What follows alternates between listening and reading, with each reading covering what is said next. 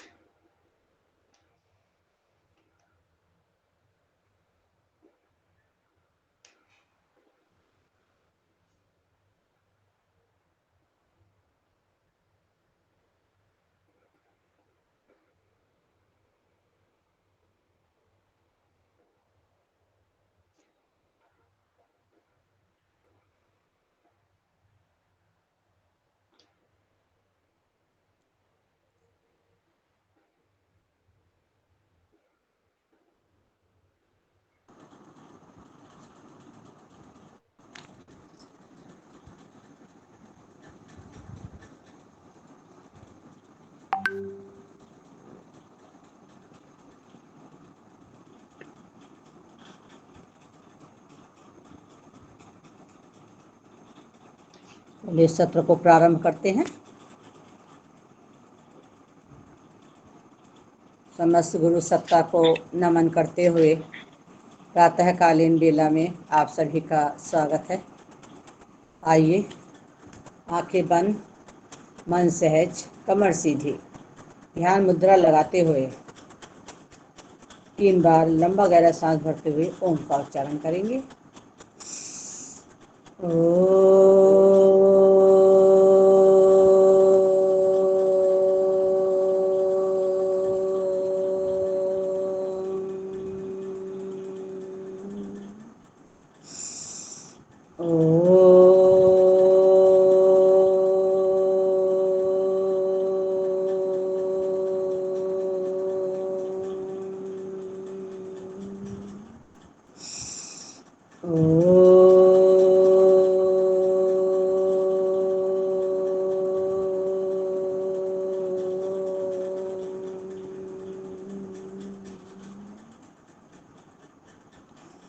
ॐ भूर्भुवस्सुः तस्य वितुर्वरेण्यं भर्गो देवस्य धीमहि धियो यो नः प्रचोदयात्। ॐ शान्ति शान्ति शान्तिः। परम पूजनीय महाराज श्री और श्रद्धेय आचार्य श्री की सुख उपस्थिति को नमन करते हुए आदरणीय मुख्य केंद्र प्रभारी डॉक्टर देवप्रिया दीदी को हृदय से नमन वंदन। आदरणीय साध्वी देव अदिति दीदी को भी हृदय से नमन वंदन। हमारी राज्य प्रभारी आदरणीय दीदी को भी हृदय से नमन वंदन। सभी राज्य कार्यकारिणी के सदस्य जो शिविर में जुड़ी हुई हैं उनको भी मैं हृदय से नमन वंदन करती हूँ। सभी जिला प्रभारी बहनें, सभी सक्रिय कार्यकर्ता, तहसील और वार्डों से जुड़ी हुई सभी बहनों को मेरा प्रणाम। इस सहयोग शिक्षण प्रशिक्षण शिविर के माध्यम से विभिन्न प्रांतों से जुड़े हुए सभी साधक भाई बहनों को मेरा ओम। आज का सत्र हमारी बहन आगरा से विशाखा अग्रवाल जी लेने जा रही हैं, जिन्होंने अभी आपका सभी पहचान रहे होंगे त्रिदोष का बौद्धिक में सत्र लिया था। विशाखा जी MSc जियोलॉजी से उन्होंने किया है, आगरा कॉलेज से ही किया है। और विशाखा जी ने भी जब ये कोरोना शुरू हुआ था 2019 में, तभी उन्होंने भी ऑनलाइन प्रशिक्षण शिविर आप ही की जैसे आप ले रहे इसी तरीके से प्रशिक्षण लिया था, और उसके बाद से ही उन्होंने अपने, क्योंकि उस समय तो ऑफलाइन लग नहीं रही थी, ऑनलाइन कक्षा लगानी शुरू की। सभी बहनों को फ़ायदा दिया। इसके साथ ही इनके देश में विदेश में सब में इनके ऑनलाइन सहयोग शिक्षा प्रशिक्षण शिविर चलने लगे, और शिविर के माध्यम से ही कोरोना से भाई बहनों का बचाव हुआ, और जो बीमार थे उनको लाभ हुआ। क्योंकि जब हम योग करते हैं तो योग से बीमारियों का तो नाश होना पक्का है, निश्चित है। थोड़ा समय बेशक लगे, लेकिन किसी किसी को तो तुरंत लाभ होता है। तो क्योंकि लाभ कब होगा, जब हम दृढ़ विश्वास के साथ हम योगाभ्यास करते हैं। क्योंकि मन में हमारे विश्वास जब तक नहीं होगा, निश्चय दृढ़ निश्चय नहीं होगा, तब तक लाभ होना मुश्किल है।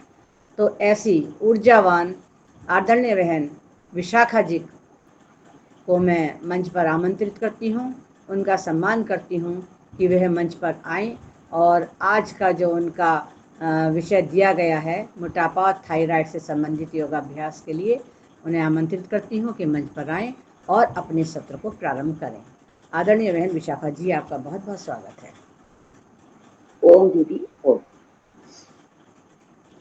सर्वप्रथम महाराज श्री और आचार्य श्री की सूक्ष्म उपस्थिति को मैं कोटि कोटि नमन करती हूँ। थोड़ा जोर से अपनी बोलिए।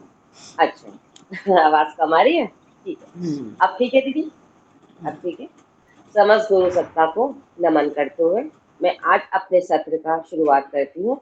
जैसे कि आदरणीय दीदी जी ने कहा कि हमारे अगर मन में दृढ़ निश्चय हो तो हम छोटे से लेकर के बड़ा से बड़ा रोग तक हम अपने शरीर से दूर कर सकते हैं। और सबसे बड़ा धन एक निरोगी काया ही है। सारा धन आपने देखा कोविड टाइम में जिसके पास भी पैसा था सब रखा रह गया, किसी का किस काम में नहीं आया, लेकिन काम आया आपका निरोगी काया। जिसका शरीर स्वस्थ है वो हमेशा स्वस्थ रहेगा, और जिसके शरीर में निरोग जो है रोग है तो वो अपने आप को योग के द्वारा योग के माध्यम से अपने आप को स्वस्थ कर सकता है।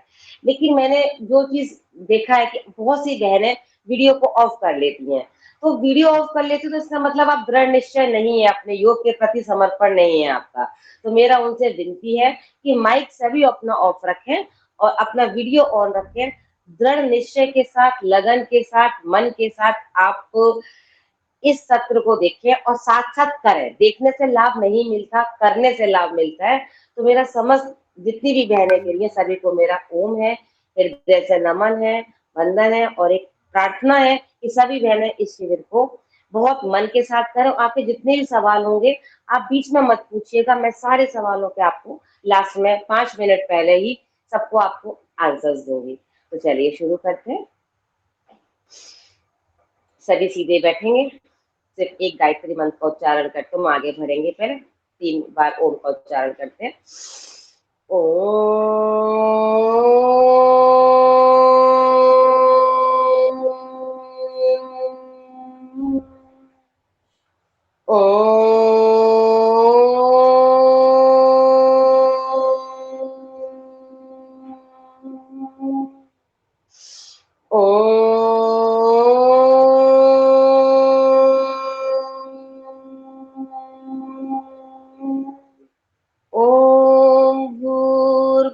स्वः तत्सवितुर्वरेण्यं भर्गो देवस्य धीमहि धियो यो नः प्रचोदयात्।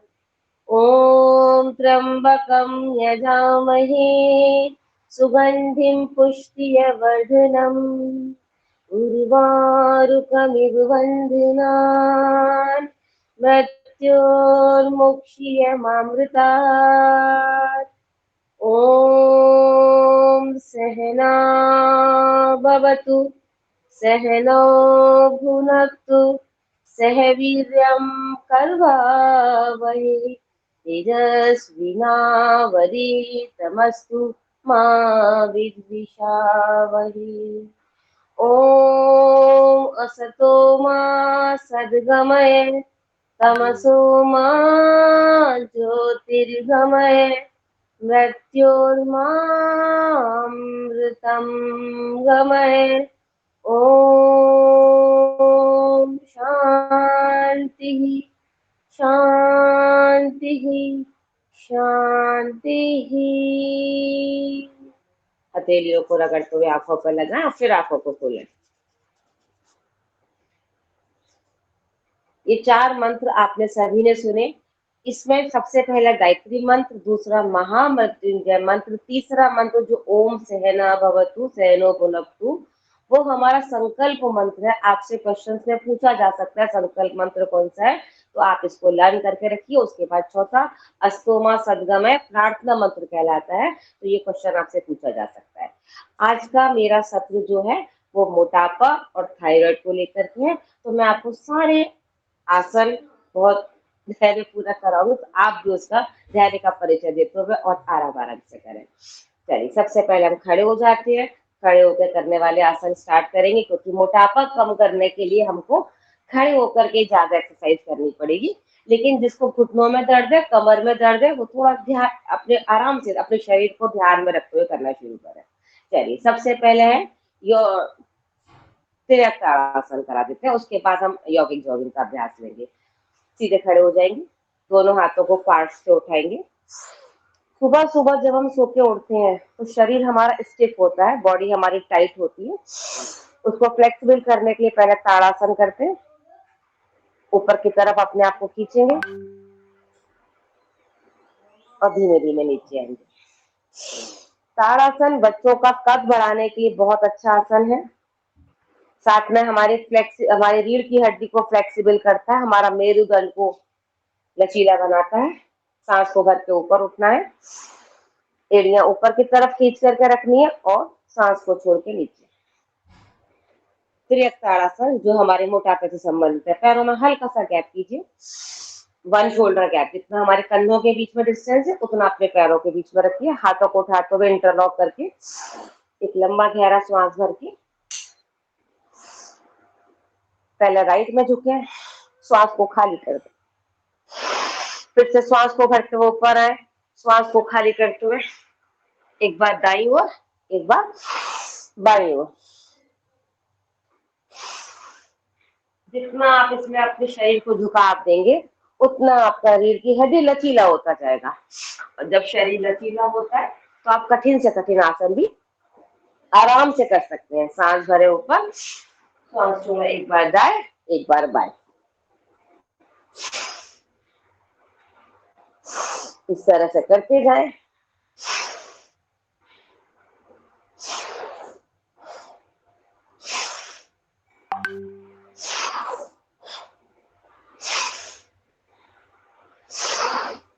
अब थोड़ा सा आपको ऐसा लगने लगा होगा, हाँ मेरे शरीर में ढीलापन आ गया है और मैं आराम से आसन कर सकती हूँ।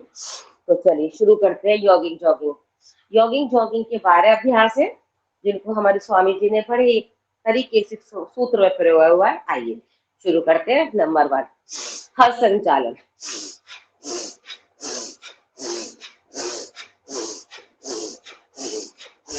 अपने ही मैट पर खड़े होकर के वॉक करना।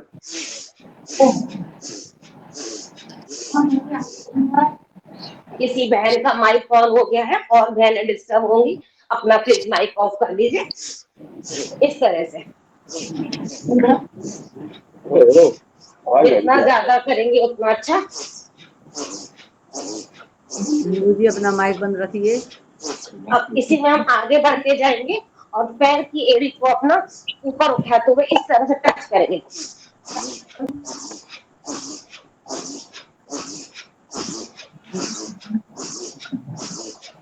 जिसको घुटनों में दर्द है वो बहनें आराम आराम से करें, और जो पूर्ण गति के साथ कर सकती है वो मेरे साथ मिला के करें।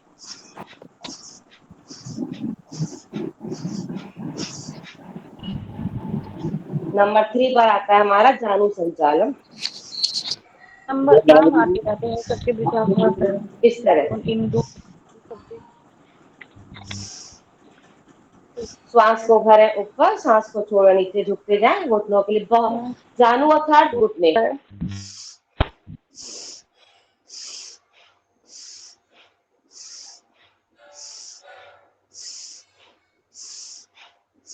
15 से 15, 20 बार एक एक अभ्यास को दोहराएं आप। आपको बहुत इससे लाभ मिलेगा। आइए चेंज करते हैं नंबर 4। एक पैर ऊपर उठाते हुए, अपनी जंघा से लगाते हुए, अपने जगह को अपने थाई से लगाते हुए। अगर आपसे नहीं होता है तो आप धीमे धीमे इस तरह से भी कर सकते हैं। और आप यंग है, यूथ है, तो इस तरह से करें।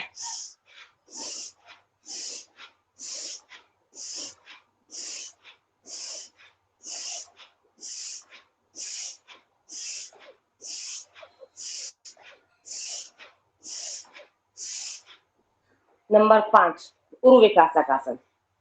इस तरह से पैरों को खोल दीजिए, दोनों हाथ सामने रखेंगे, श्वास को भरें इस तरह से। वेट पहले दायां घुटना मोड़ते हुए, फिर बायां घुटना मोड़ते हुए।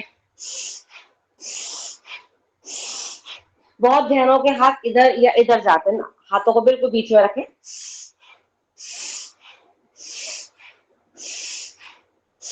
उरु अर्थात जंघा, तो उरु विकासक, जंघा विकासक। इस तरह से करने से आपका फैट तो कम होगा ही होगा। साइटिका का पेन, आपका किसी को जो साइटिका का पेन हो जाता है वो क्योर होगा। धीमे धीमे घुटनों के दर्द खत्म होते जाएंगे। 20-20 बार, 50-50 बार, जितनी आपकी सामर्थ्य है उतना उतना करें। उरु विकासक नंबर 2 सेकंड वेरिएंट है उरु विकासक का। दाईं तरफ आ जाइए अपने मैट के, दोनों हाथ कमर पे, लंबा गहरा श्वास भरें, झुके 1, इस तरह से 2, 3, 4। आप चाहे तो एक साइड से कर सकते हैं, चाहे एक बार दायां साइड, एक बार बायां साइड, इस तरह से कर सकते हैं।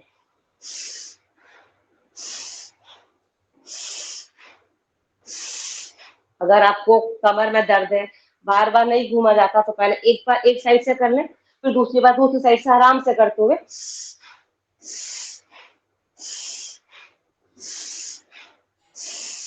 नंबर 6 पर आता है हमारा ये उरु विकासक 2। नंबर 7 वक्ष विकासक आसन। बहुत अच्छा आसन है ये। दोनों हाथों को इस तरह सामने लाएं, सांस को भरते पूरा पीछे जाए। ये मैं आपको साइड से दिखाती हूँ किस तरह से कितना पीछे जाए, लेकिन जिनको हार्निया की तकलीफ है वो ज्यादा पीछे की तरफ नहीं जाए, वो बस इधर इतना करें ऐसे। और जो कर सकते हैं वो ये पूरा झुकते हुए।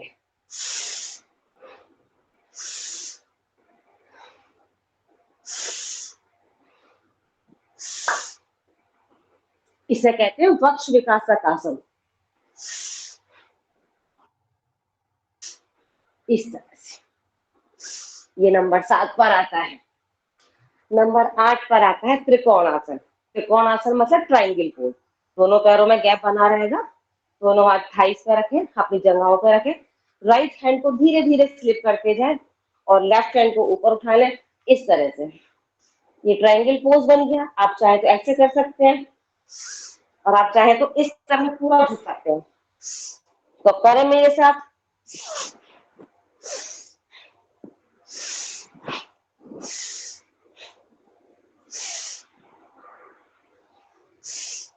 यथाशक्ति आप तेज और धीमा अपनी गति अपने शरीर के अकॉर्डिंग चुने। अगर आप तेज कर सकते हैं, कमर में दर्द नहीं है, हर्निया की प्रॉब्लम नहीं है, आप स्वस्थ हैं, आप तेज करें, नहीं तो आप आराम आराम से कर सकते हैं। त्रिकोणासन, त्रिकोण अर्थात ट्रायंगल। इसके बाद नंबर 9 पर आता है हमारा कोणासन, क्रॉसिंग जिसको कहते हैं। ये दायां हाथ बाएं पैर पर और बायां हाथ ऊपर। चेंज कर दिया। अब बायां हाथ दाएं पैर पर है और दायां हाथ ऊपर की तरफ सीधा पर रखा हुआ है, बिल्कुल 90 डिग्री का ऊपर, पंजा उंगलियां अंगूठा मिला हुआ हो। सांस कर सकते हैं। 1, 2, 3, 4, 5, 6, 7, 8, 9, 10। मैं यहाँ 10 करके इसलिए बताया, समय की कमी है, आसन बहुत सारे बताने हैं। नंबर 10 पर आता है हमारा पादहस्तासन। पादहस्तासन सिंपल, हाथों को इसको ऊपर ले जाते हो, दोनों हाथों को, श्वास को छोड़ते हुए इस तरह से आए। अगर आप कर सकते हैं तो मेरी तरह से कोशिश करें। जिनकी बॉडी फ्लेक्सिबल हो जाती है वो आराम से श्वास भर के ऊपर जाते हुए श्वास को छोड़ते हुए कोशिश करें अपनी एड़ियों को नीचे से पकड़ लें और अपने घुटनों से अपना माथा टच कर दें इस तरह से। श्वास खाली है, श्वास को भरा ऊपर, श्वास को छोड़ा, अपने हाथों से अपने पैरों को टच किया इस तरह। यथाशक्ति जितना आप कर सकते हैं उतना उतना करें। पादहस्त। नंबर 11 चलित पाद हस्त संचालन। चलित पाद हस्त संचालन जैसा कि नाम से सुनकर मन रहा लग रहा है हाथों को चलाते हुए पैरों को चलाते हुए, जिसको हम कह सकते हैं पीटी कर रहा। ये अब जिनको घुटनों में दर्द है वो नहीं कर पाएंगे तो इस तरह से कर सकते हैं। नहीं खोल सकते पूजा भी बोली ना खोल। इस तरह से आराम आराम से करें और जो कर सकते हो मेरी तरह से कर सकते हो फास्ट। जब तक आप उछलोगे कूदोगे नहीं, आपका वेट नहीं जाएगा। लेकिन जब आपका घुटने अलाउ नहीं कर रहा तो आप उछल कूद नहीं सकते हो, तो आराम आराम से करें। अदरवाइज 1 2 3 4 5 6 7 8 9 10 इस तरह से। तो बुला लेती मैं भी चली जाती या फिर अर्चित के नाम से कौन ऐड है, उनका माइक ऑन है। आप अपनी घरेलू बातें प्लीज बाद में कर लीजिएगा। इनको ब्लॉक कर दो। ये डेली ऐसा ही करती हैं पूरे अब तक जितने भी सत्र हुए हैं इनका यही स्थिति रहती है। अगर ये नहीं शिक्षण प्रशिक्षण से ले रही है तो इनको ब्लॉक कर दीजिए, रिमूव कर दीजिए। अगर ये अपनी क्लास मैं चला रही करा रही ये ज्योति जी आप कर दिया करिए, जिनका माइक खुला रहता है ना उनको दीदी ये रोज ही माइक खुला करती रहता है, आप बंद कर दिया करिए उसको। थोड़ी दीदी देर ये बाद बंद कर देती हैं तब भी खोलती हैं, ये बंद भी कर दो तब भी बार बार खोलती हैं। दीदी हाँ, बहुत तो थोड़ा ध्यान रखो, इनका बंद करते रहो। मैं बंद चलिए, करती हूँ आगे उनका बढ़ते हैं। खोलना होता है, मैं बंद करती हूँ उनका खोलना होता है हमेशा। चलिए अब आगे बढ़ते हैं हम। प्लीज आप मेरा सभी से, क्योंकि मेरे कानों में ब्लूटूथ लगा हुआ है, मुझे वहां आवाज आती है, एक छोटी छोटी हाँ, आवाज भी अच्छा वहां अगर आती है। ये ना प्रशिक्षण ले रही है तो इनको आप रिमूव कर दीजिए। क्लास चला रही है चलाने तो। चलिए आइए, इसके बाद अभी क्या कराया था मैंने, हाँ चलित हस्त संचालन। उसके बाद योग नृत्य नंबर 12 आता है हमारा इस तरह से। ये दोनों पैर आपके दाई साइड है और हाथ आपके बाईं तरफ है इस तरह का। जो स्वस्थ है वो मेरी तरह से करें।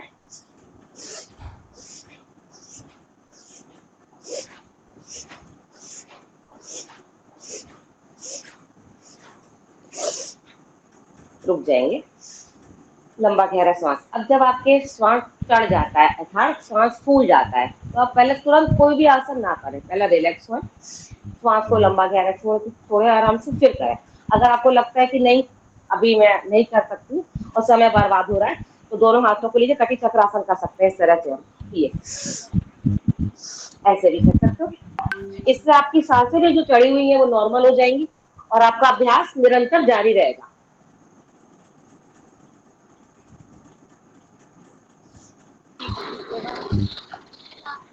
सभी की सांसें भी नॉर्मल हो गए हो जो भी अभ्यास कर रहे होंगे। आइए आगे बढ़ते हैं। सूर्य नमस्कार। सूर्य नमस्कार दीदी इनका माइक फिर ऑन हो गया। सूर्य नमस्कार बार बार ब्लॉक कर रही हैं ज्योति जी और ये खोल रहे हैं अर्चित जी। सूर्य सही नमस्कार क्या है, है? ब्लॉक ही कर दो। वो सही दीदी ये कह रही है, पहले दिन से ये ब्लॉक डेली कर ऐसा दो। ही होता है, आज ही नहीं हो रहा, ये रोज ऐसे ही होता है डेली पहले दिन से ही। तो मैं तभी कह रही हूँ अगर ये नहीं सेट करो। बिल्कुल जो करवा रहे हैं ना, डिस्टरबेंस हो रहा है ना, क्रम टूटता है कराने का। सूर्य नमस्कार अगर सुबह सुबह सूर्य उदय के समय किया जाए तो इसके इतने 100% रिजल्ट आते हैं, क्योंकि जो सूर्य की जो अल्ट्रा वायलेट किरणें हमारे शरीर में सीधे प्रवेश करती हैं और जब हम सूर्य नमस्कार के माध्यम से अपनी स्ट्रेचिंग बढ़ाते हैं तो हम धीरे धीरे स्वस्थ की राह पर चलते चले जाते हैं। तो आइए, सूर्य नमस्कार के 12 आसनों को हमारे स्वामी जी ने बहुत अच्छी तरह से एक सूत्र में पिरो करके बनाया है। तो मैं आपको 12 आसनों को पूरे अभ्यास के साथ, श्वासों के क्रम के साथ, नामों के साथ, गिनती के साथ हर तरह से बताऊंगी, लेकिन आपको करना है। सबसे पहले अपनी मैट के बिल्कुल सबसे आगे वाले हिस्से पर दाईं तरफ आ जाइए, नमस्कार कीजिए। प्रणाम आसन नंबर 1, श्वास को भर के छोड़ दीजिए। नंबर 2, श्वास भरते हुए दोनों हाथ ऊपर जाएंगे और पीछे की तरफ झुकेंगे। ऊर्ध्वस्थासन, इसको हस्तोत्तान आसन भी कहते हैं। यथाशक्ति आप जितना झुक सकते हो उतना झुके। ना झुक सकते तो इतना इतना कर लें। नंबर 3, दोनों हाथ धीमे धीमे सांस छोड़ते हुए नीचे आएंगे, पादहस्तासन। नंबर 4, एक पैर आप अपना लेफ्ट लेग पीछे ले जाएं भले ही इस तरह से, और अगर आपसे नहीं होता है घुटना नीचे रखें, गर्दन ऊपर की तरफ, सांस को भरते हुए अश्व संचालन आसन।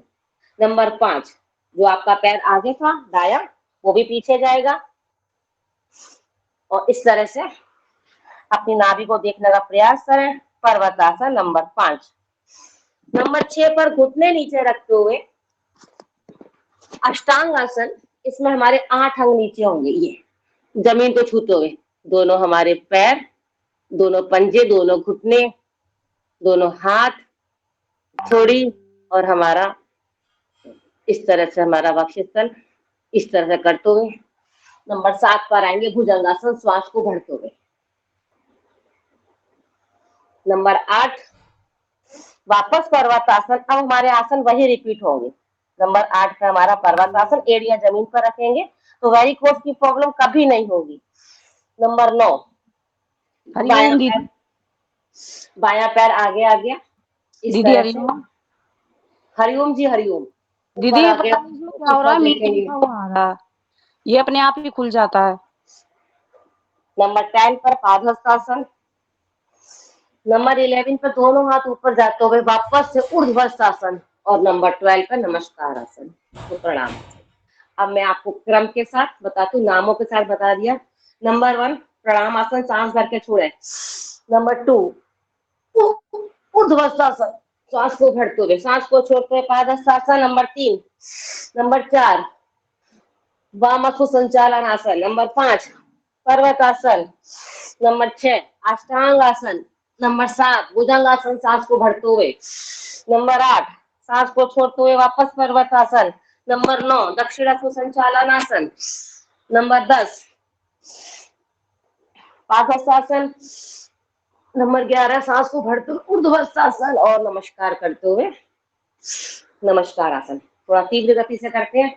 1 2 3 4 5 6 7 8 9 10 11 12। तो इस तरह से ये 12 आसन मैंने आपको नामों के साथ, श्वासों के साथ, क्रम के साथ समझाए। अगर आपने कुछ भी नहीं कर पाते हैं तो 11 सूर्य नमस्कार रोज एक नियम के साथ करें, आप देखना आपका शरीर से मोटापा किस तरह छटने लग जाएगा। चलिए आगे बढ़ते हैं मोटापे के ही क्रम की ओर। अभी मैंने आपको सबसे पहले त्रियक ताड़ासन सिखाया था, एक बार रिपीट करा देती हूँ। ये लिख लीजिए कि मोटापे के आसन में त्रियक ताड़ासन। उसके बाद त्रिकोण आसन, ट्रायंगल पोज, जो मैंने आपको जॉगिंग के 12 आसनों में कराया था। ये इसको आप फास्ट ऐसे कर सकते हैं, 50-50 बार करें, 100-100 बार करें। इसके बाद कोण आसन। कोण आसन मतलब क्रॉसिंग, दाया हाथ बाएं पैर के ऊपर, बायां हाथ ऊपर, चेंज करके बायां हाथ दाएं पैर के ऊपर, दायां हाथ ऊपर। ये इसको फास्ट भी कर सकते हैं। ये तो नोट कर लीजिए, त्रियक ताड़ासन, त्रिकोण आसन, कोण आसन। और अब खड़े होने वाले में मैं जो लास्ट आसन बताने जा रही हूँ, पादहस्तासन, जो अभी हमने सूर्य नमस्कार में भी किया। सांस को भरो ऊपर, सांस को छोड़ो नीचे, इस तरह से। ये भी जॉगिंग का एक पार्ट था। ये तो लगाए मेरे साथ 10 बार फास्ट।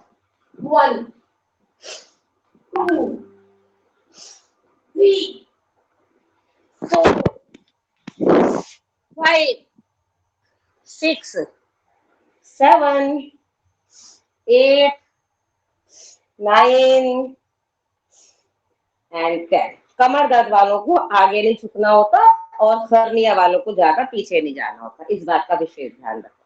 चलिए आइए बैठ जाएंगे।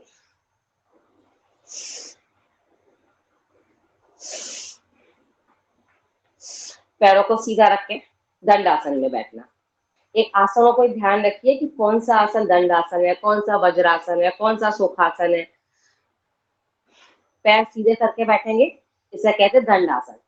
अब दंड आसन में चक्की आसन चलाना है।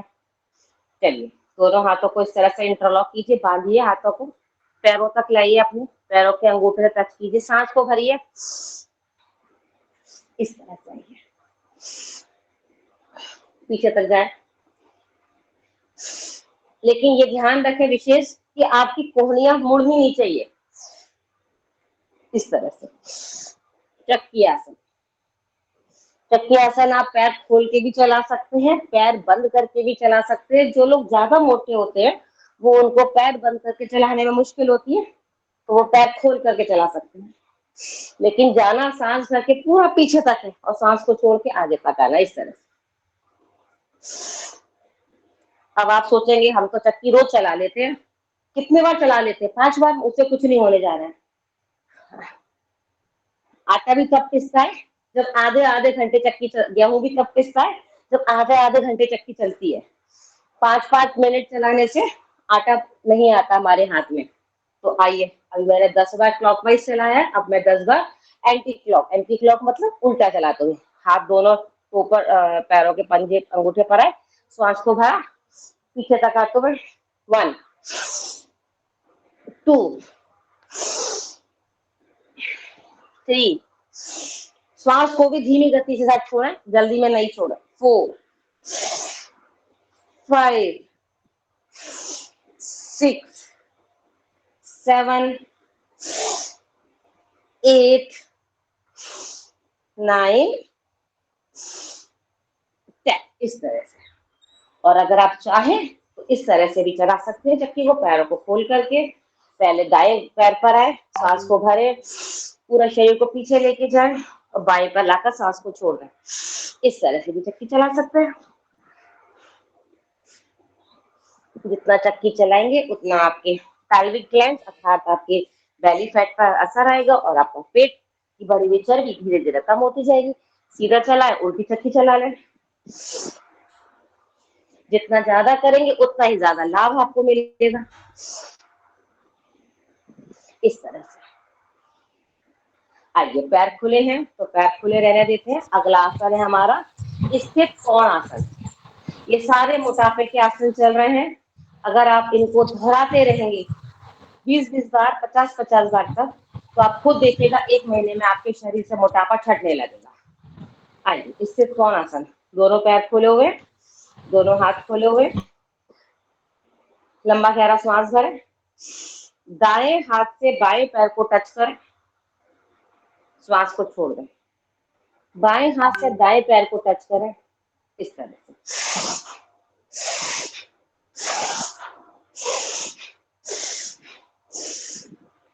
कोशिश करें, अगर इसमें गर्दन भी आप पीछे इस तरह से मूव करेंगे तो आपकी कमर पे अच्छा एक इफेक्ट आएगा, प्रभाव पड़ेगा, और साथ ही साथ आपकी सर्वाइकल स्पॉन्डिलोलाइटिस की गर्दन की एक्सरसाइज हो जाएगी, इस तरह से। अब आप सोचेंगे इसको हमें 10 बार कर लिया, हो गया साहब हमारा तो योगा। तो ऐसे नहीं होता। कम से कम एक एक आसन को 50-50 बार करें, अपने शरीर को समय दें, तभी आपको शरीर में लाभ महसूस होगा। स्थित कोण आसन इसका नाम है। एक एक आसन को मैं नाम के साथ, सांसों के साथ बताती हुई चल रही हूँ। इसके बाद आता है हमारा पश्चिमोत्तानासन। ये जो लिखी हुई है, ये लिखा हुआ जो आ रहा है ओपन पश्चिमोत्तानासन, दोनों पैर इस तरह से रखें, शायद क्लियर नहीं हुई है। लंबा गहरा पश्चिमोत्तानासन हमारा पेट छटने के लिए बहुत ज्यादा उत्तरदायी आसन है। लंबा गहरा श्वास भरें, श्वास को छोड़ दें, पूरा खाली कर दें, उड़ान बन लग जाएगा इसमें। पेट खाली हो गया, सांस खाली होकर अंदर चिपक गया पीठ से, इस तरह से। जो कर सकते हैं वो पहले अंगूठे को पकड़ें, ठीक है। और जो बहुत अच्छे से कर सकते हैं वो मेरी तरह से करने की कोशिश करें। अपनी एड़ियों तक आए भले, और कोशिश करें अपना माथा अपने घुटने से टच कर दें, इस तरह से। इस स्थिति में आप जितना रुक सकते हैं वहां तक रुकने का प्रयास करें। सांस को भरें, ऊपर आ जाए, पश्चिम उत्तान आसन। फिर से देख लीजिए, सांस को भरा, सांस को छोड़ के पेट को अंदर की तरफ खींच के उड़ान बन लगाया, कोशिश किया, कोहनियां जमीन पर रख दी, और ये पश्चिमोत्तानासन। अपना बेली फैट कम करने के साथ साथ उदर जिसे हम उदर कहते हैं, अपना बढ़ा हुआ पार्ट पेट, उसको कम करने के साथ साथ नाभि के लिए बहुत अच्छा आसन है हमारा पश्चिमोत्तानासन। आइए, अभी हमने सारे बैठने वाले आसन किए, चक्की आसन चलाया, स्थिर कोणासन किया, पश्चिमोत्तानासन किया। अब हम करेंगे लेट करके करने वाले, और लेट करके उल्टे पेट के बल लेट करके करने वाले आसन। तो आइए, पेट के बल लेट जाते हैं इस तरह से। भुजंग आसन करेंगे हम। दीदी, अगर रंजना दीदी आप है, मेरी पिक क्लियर आ रही है? जो दीदी आप देख हाँ लीजिए ना, अगर हाँ, ठीक। नहीं थोड़ी सी पैर नहीं दिखाई दे रही, ये थोड़ा सा आप ठीक पैर। है? हाँ ठीक है, ठीक है, काफी। चल, क्योंकि आगे से भुजंग आसन की स्थिति, पैर तो सीधे रहेंगे ही, वो ठीक ठीक है। है स्थिति। दोनों हाथ अपने अपने वक्षस्थल, अपने चेस्ट के पास, छाती के पास रखेंगे। श्वास, भुजंग आसन के 3 वेरिएंट है, ध्यान से समझिएगा। श्वास को भरते हुए इतना उठेंगे, सिर्फ कोहनियां मुड़ी रहेंगी। कमर दर्द के लिए भी बहुत अच्छा आसन है ये, भुजंग आसन नंबर 1 वेरिएंट। श्वास को छोड़ते हुए धीमे धीमे नीचे आए, इस तरह से। अगर कमर में दर्द है तो ऐसे ही करें। ये, अगर आप स्वस्थ हैं तो आप पूरा उठा सकते हैं अपने शरीर को। कमर दर्द के लिए भुजंगासन बहुत अच्छा आसन है, लेकिन आपको आधा ही उठना है ऐसे। इस बातों को विशेष नोटिस कीजिए सभी लोग। मैं आपको बहुत ध्यान से बता रही हूँ इन सब चीजों को, कि कमर में दर्द है और आप पूरा उठ रहे हैं तो आपको दर्द बढ़ सकता है, इसलिए आराम आराम से करें। नंबर 2 वेरिएंट, पहले बायां हाथ आगे रखें अपनी चिन के पास, फिर उसके ऊपर दायां हाथ रखें। श्वास को भरे पूरा ऊपर, गर्दन को ऊपर की तरफ देखें, श्वास को छोड़े नीचे। 2, 3, 4, 5, 6, 7, 8, पैर पीछे से मिले रहेंगे। 9, 10। अगर जिसने 10 बार भी मेरी तरह से किया होगा, डेफिनेटली पसीना आ गया होगा, और पसीना आना ही मोटापे को कम करने का सबसे अच्छा तरीका है। नंबर 3 पर त्रियक भुजंगासन, दोनों हाथों को वापस चेस्ट के पास रखेंगे, श्वास को भरेंगे, उठाएंगे शरीर को अपना पूरा ऊपर, धड़ उठा लिया, थाई जंघा भी ऊपर है, श्वास को भरते हुए, फिर सांस को छोड़ते अपने पहले लेफ्ट में जाएंगे, फिर राइट में जाएंगे, फिर नीचे आ जाएंगे। और अगर आपसे इतना भी नहीं होता है तो सांस को भरे, एक बार राइट में जाए, नीचे आ जाए, फिर सांस को भरे, लेफ्ट में जाए, सांस को छोड़ के नीचे आ जाए। ये हुआ कमर दर्द वालों के लिए, स्पॉन्डिलोलाइटिस के लिए। अब मोटापे वाले कैसे करेंगे इसको? इस तरह से, जितना ज्यादा करेंगे उतने ज्यादा लाभ मिलेंगे, लेकिन ध्यान पूर्वक कमर दर्द वालों को पूरा नहीं उठना, सर्वाइकल स्पॉन्डिलोलाइटिस वालों को आराम आराम से करना है। ये था हमारा भुजंगासन के तीनों वेरिएंट। इसके बाद शलभासन, लेटे रहेंगे ऐसे ही, दोनों हाथ अपने थाई के नीचे रख देंगे, लंबा गहरा श्वास भरेंगे, और पहले अपने दायां पैर ऊपर उठाएंगे, लेकिन अपनी ठुड्डी, अपनी चिन थोड़ी जमीन पर ही लगी रहेगी। पैर को खींच के रखेंगे, कमर पे पूरा प्रेशर। कमर दर्द के लिए, कमर दर्द आपका चाहे स्लिप डिस्क हो, चाहे स्पॉन्डिलोलाइटिस हो, L स्पॉन्डिलोलाइटिस, L1, L2, L3, L4, धीमे धीमे श्वास को छोड़ते हुए आएंगे। अब फिर से श्वास को भरेंगे, बायां पैर ऊपर उठाएंगे, शलभासन का फर्स्ट वेरिएंट चल रहा है ये। श्वास को छोड़ते हुए नीचे आएंगे, लेकिन ये ध्यान रखें, ठुड्डी नीचे ही रखें अपनी, पैर को ऊपर खिंचाव दें। कमर दर्द है तो आराम आराम से करें।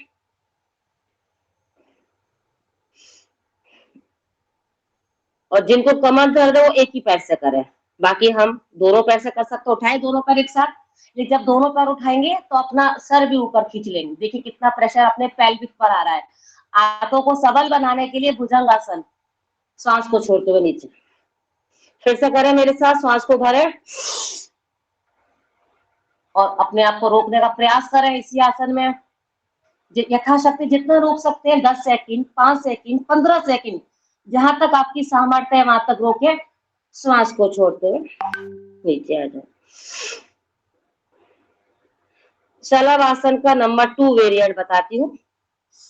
हाथों को नीचे से निकालेंगे, थाइस के नीचे से, लेफ्ट हैंड को कमर पर रख लीजिए मोड़ करके, और राइट हैंड को इस तरह से आगे उठाइए। हनुमान जी जब पर्वत लेके चले थे तो लगभग यही स्थिति थी। ये जब राइट हैंड आगे है तो लेफ्ट लेग उठाइए ऊपर, ये चीज नोटिस करें इस बात का। ये श्वास को छोड़ते हुए नीचे, पोजीशन चेंज करेंगे, दाया हाथ कमर पे आ जाएगा, दाया हाथ राइट, बहुत लोगों को लेफ्ट राइट और दाया बाया में बहुत कंफ्यूजन होता है, तो दाया हाथ राइट हैंड, लेफ्ट हैंड बाया हाथ, तो दाया हाथ कमर पे है, लेफ्ट हैंड आगे है, जब लेफ्ट हैंड आगे है तो राइट लेग उठेगा पीछे से, ये गर्दन ऊपर की तरफ खींच के रखें। शलभासन वेरिएंट 2, श्वास को छोड़ते हुए नीचे। एक एक बारी बताऊंगी क्योंकि मुझे थायराइड की भी आसन कराने हैं, प्राणायाम भी कराना है।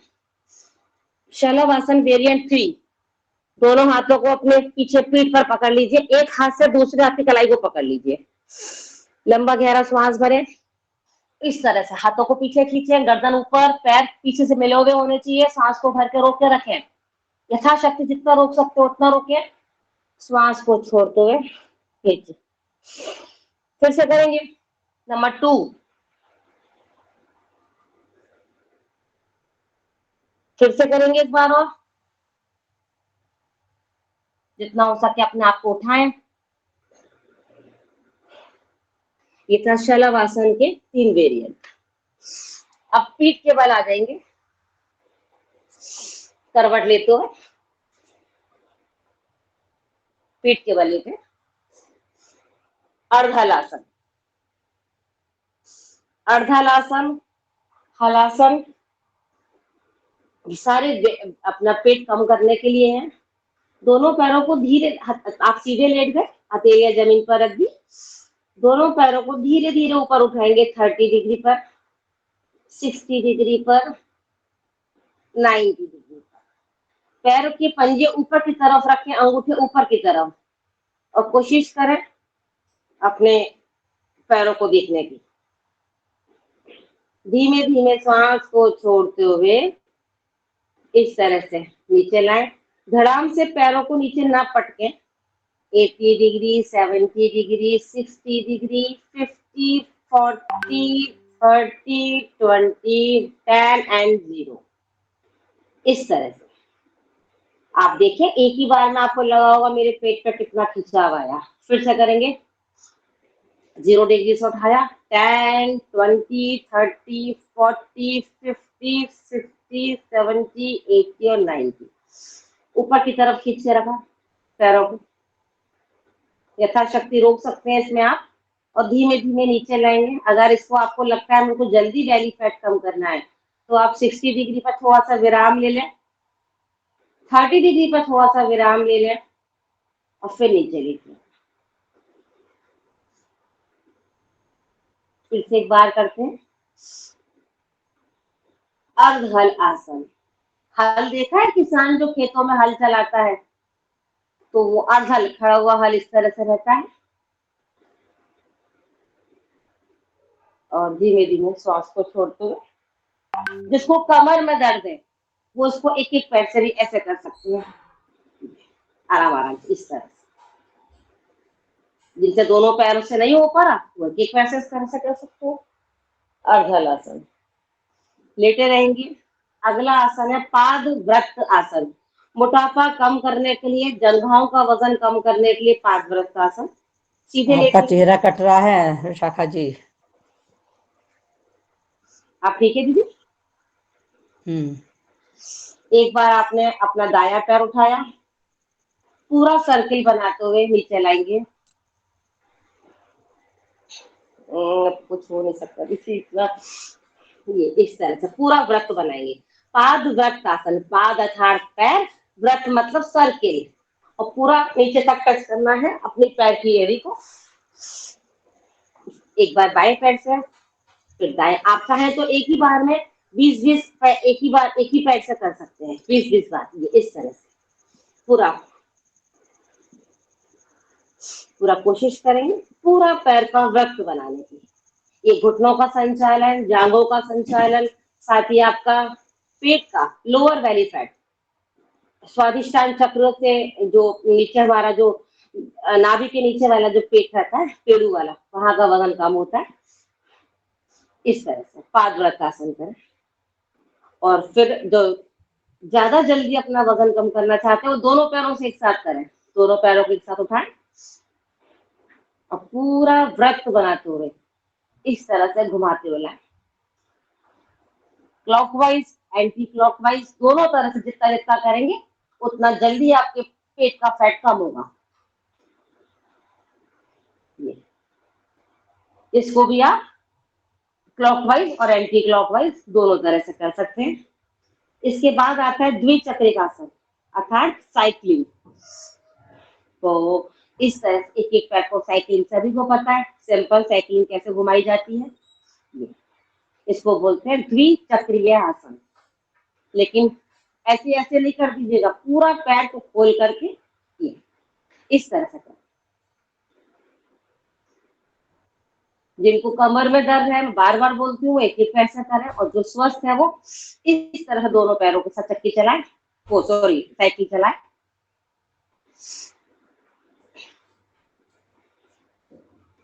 सीधा और उल्टा दोनों तरह से। अभी सीधा चलाया, अब उल्टा चला लें। 1 2 3, एक श्वास में एक राउंड। 4 5 6 7 8 9 और 10। रिलैक्स। जब आपका मोटापा कम हो जाएगा, आपको खुद को लगेगा कि मेरी शरीर फ्लेक्सिबल हो चुका है, बहुत लचीला हो चुका है, तो मैं बहुत सारे आसन कर सकती हूँ। तो इसमें एक चक्र आसन है। जब आप फ्लेक्सिबल हो जाएंगे तो आपको खुद को लगेगा पेट और कम करना है, तो चक्र आसन कर सकते हैं। इस तरह से दोनों हाथों को पीछे लेकर के जाएं। लेकिन जो कमर में दर्द है वो उसकी कोशिश बिल्कुल ना करें। इस तरह से अपने आप को उठाते हुए धीमे धीमे ऊपर उठाना है। ये होता है चक्रासन। यथाशक्ति इसमें रुकने का प्रयास करें, और हो सकता है तो अपने पैर भी उठा लें। शरीर को ऊपर खींच के रखें, धीमे धीमे श्वास छोड़ते हुए रिलैक्स।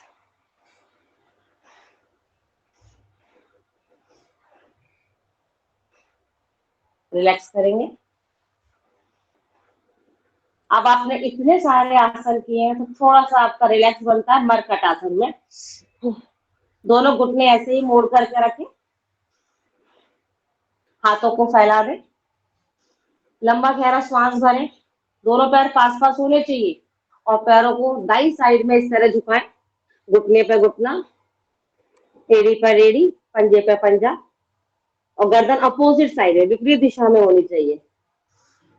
सांस को भरा ऊपर, सांस को छोड़ा नीचे। ये मरकट आसन का फर्स्ट वेरिएंट है। कमर दर्द के लिए बहुत ज्यादा लाभकारी। जब आप थक जाते हैं आसन करते करते, तो थोड़ा सा मरकट आसन करके अपने पेट को, अपने पैरों को, अपनी पीठ को रिलैक्स करा सकते हैं। इसके भी 3 वेरिएंट होते हैं जो आपको सिखाए गए होंगे, लेकिन मेरे पास समय की कमी है अभी, तो मुझे आगे बढ़ना है। आपको रिलैक्स कराया मरकट आसन के साथ इस तरह से। चलिए अब मैं शुरू करती हूँ थायराइड के आसन। थायराइड क्या है वो सब मैं बैठ के बताऊंगी अभी, लेकिन पहले आप इसके आसन करें। सर्वांग आसन अंदर ही है, न्यूज़पेपर के पास रखा होगा, देख लेना। दोनों का पैरों को ऊपर उठाएंगे, सर्वांग आसन। धीरे धीरे अपने पैरों को और ऊपर उठाते चले जाएंगे। इस तरह से हाथों का सपोर्ट लेते हुए कोशिश करेंगे पैरों को सीधा रखें। एक बार आपको फिर से दिखाती हूँ। इस तरह से उठाएं पैरों को और हाथों का सपोर्ट लेते हुए कोशिश करें पैर इस तरह से सीधे रहेंगे। 90 डिग्री का कोशिश करें। सर्वांग आसन थायराइड के लिए कोई गले पे पूरा प्रेशर आता है, कोशिश करें पैरों को और सीधा रख दे इस तरह से। धीमे धीमे जिस स्थिति में गए तो उस स्थिति में वापस आएंगे। सर्वांगासन। जो लोग शीर्षासन नहीं कर पाते हैं उनके लिए सर्वांगासन बेस्ट है। इसके बाद हमारा आता है हलासन। सर्वांगासन करने से हमारा जो गर्दन गले में हमारे कंठ में थायराइड ग्लैंड होती है उसका पूरा इफेक्ट आता है। तो इसमें यथाशक्ति जितना रोक सकते हो उतना रोके। हम एक बार फिर करके बता देती हूँ आपको। सर्वांगासन कोशिश करें पैरों को 90 डिग्री पर सीधा रखने की कोशिश करें। अगर 90 पर नहीं आ पाता है तो 120 तक ले आए, 120 डिग्री तक धीमे धीमे जैसे गए थे वैसे लौट कर आए। नंबर 2 हलासन। हलासन अर्थात हल की स्थिति में आ जाना।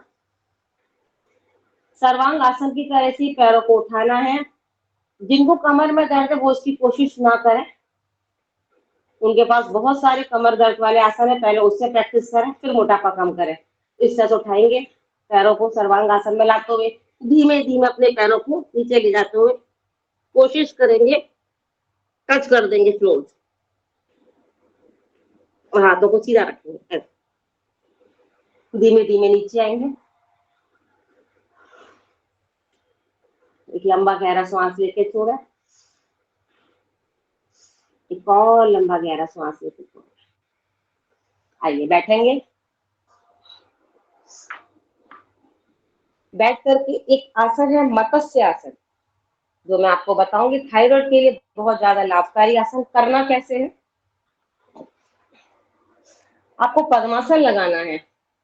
पद्मासन लगाने के लिए राइट लेफ्ट लेग पर रखा जाता है, मतलब दायां पैर बाएं पैर पर और बायां पैर दाएं पैर पर, इस तरह से।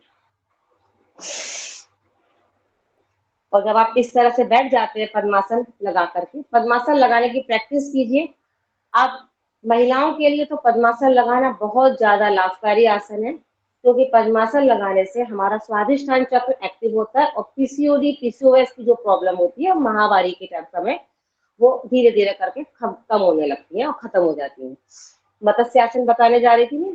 पद्मासन में बैठे धीरे धीरे आपको अपनी कोहनियों का सपोर्ट, पहले हाथों का सपोर्ट लेंगे और धीरे धीरे आप अपने आप को इस तरह से नीचे कोहनियों पर लेटा देंगे और सर नीचे रहेगा। कोशिश करेंगे आपके हाथों से अपने पैरों के अंगूठों को पकड़ लें और सर नीचे है, पीठ और पेट आपका ऊपर है, इस तरह से खींच करके रखें। मत्स्य आसन बहुत अच्छा आसन है हमारे थायराइड के लिए। हमारे थ्रोक्सिन हार्मोन को बैलेंस करने का काम करता है ये वाला आसन। जिस स्थिति में लेटे थे उसी स्थिति में कोहनियों के सपोर्ट से उठने का प्रयास करेंगे और हाथों पैरों को खोल देंगे।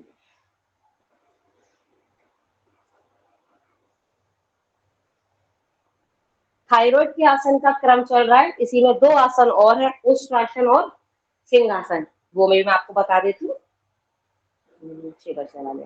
चलिए उष्ट्रासन। उष्ट्रासन कैसे करते हैं, वज्रासन में बैठे पहले, वज्रासन में बैठे। वज्रासन अर्थात ये पैरों को मोड़ करके बैठना, ठीक है। उठाया अपने उठ गए, अपने घुटनों से ऊपर उठाया पैरों को, एड़ियां आपकी ऊपर की तरफ कर लेंगे, पंजों को इस तरह से रखेंगे कि एड़ियां ऊपर आ जाए, ठीक है।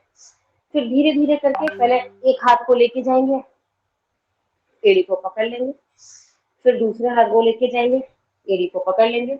इस तरह से गर्दन को झुका करके शरीर को सीधा रखेंगे। जितनी गर्दन झुकेगी उतना आपका थ्रोक्सिन हार्मोन जो आपके गले से कंठ से निकलता है थायराइड ग्लैंड में से, वो बैलेंस होगा और धीरे धीरे करके आगे आएगी।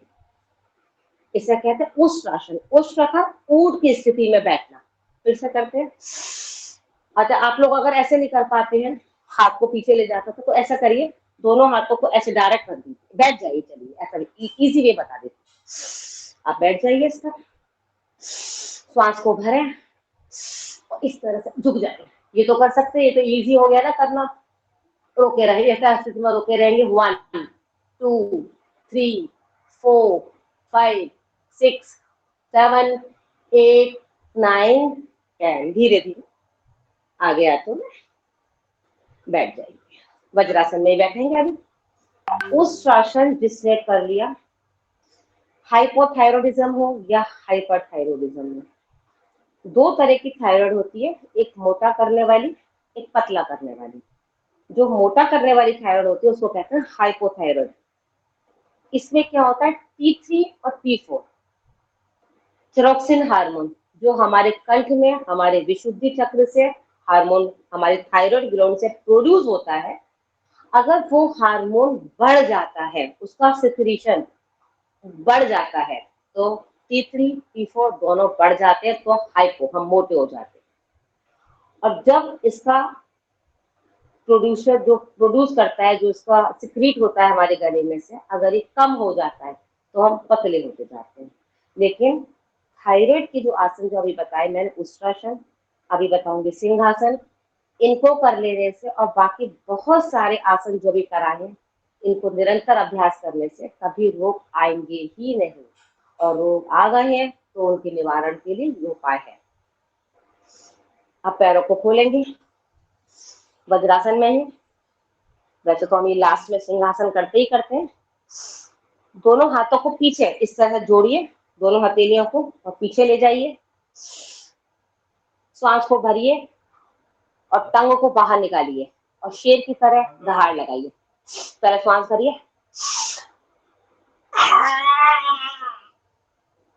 धीमे धीमे श्वास को छोड़ते हुए जो लार आई है उसको पी जाए। फिर से करें,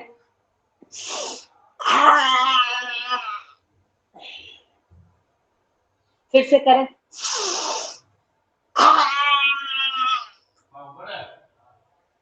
इसे सिंहासन और सिंहासन भी कहते हैं।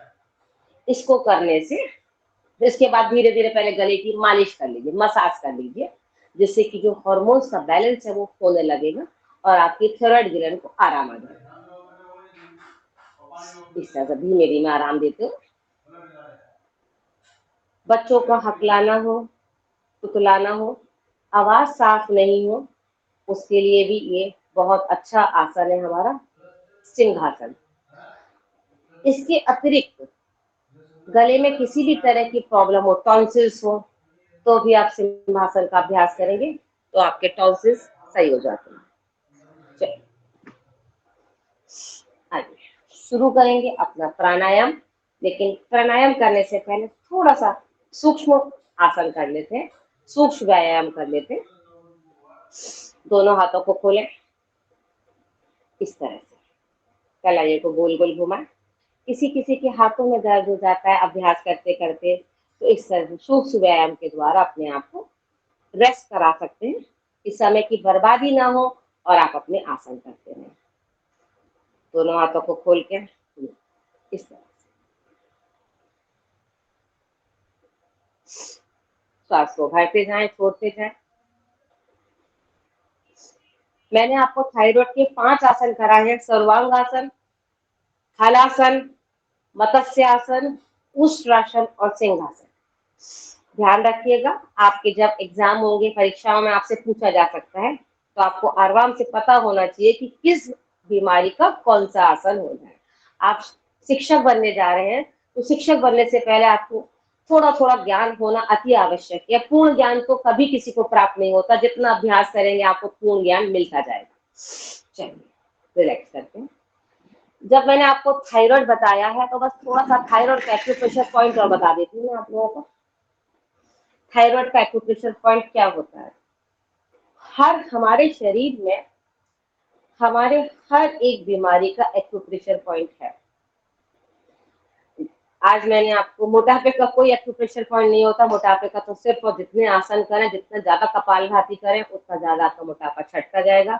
थायराइड का एक्यूप्रेशर पॉइंट ये होता है, अब मैं बताऊंगी राइट हैंड से, इसलिए मैंने लेफ्ट हैंड लिया है अपना।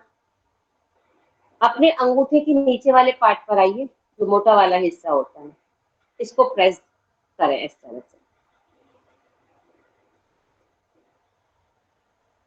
जितना ज्यादा आप पूछेंगे, आप एक्यूप्रेशर का टाइम कितना होता है मन में सोचेंगे, तो 30 सेकेंड्स से लेकर के 2 मिनट तक, आधे मिनट से लेकर के 2 मिनट तक आप इस तरह से दबाएंगे, इस तरह से। ये आपका थायराइड आपका बैलेंस होना लगता है। थायराइड हो जाता है तो ज्यादातर लोग एल्ट्रोक्सिन टैबलेट खाते हैं।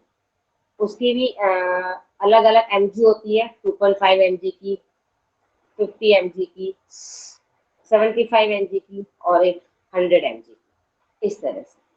तो ये गोलियां आपकी छूट जाएंगी, बशर्ते आप अपने आसनों पर ध्यान दें, अपने प्राणायाम पर ध्यान दें। प्राणायाम में उज्जयी और आता है, वो भी मैं आपको बताऊंगी अभी। तो ये दोनों हाथों से अपने पॉइंट को दबा सकते हैं और दोनों पैरों के अंगूठे के नीचे इस साइड में ये। तो ये था हमारा थायराइड के, पूरा आपको मैंने बताया।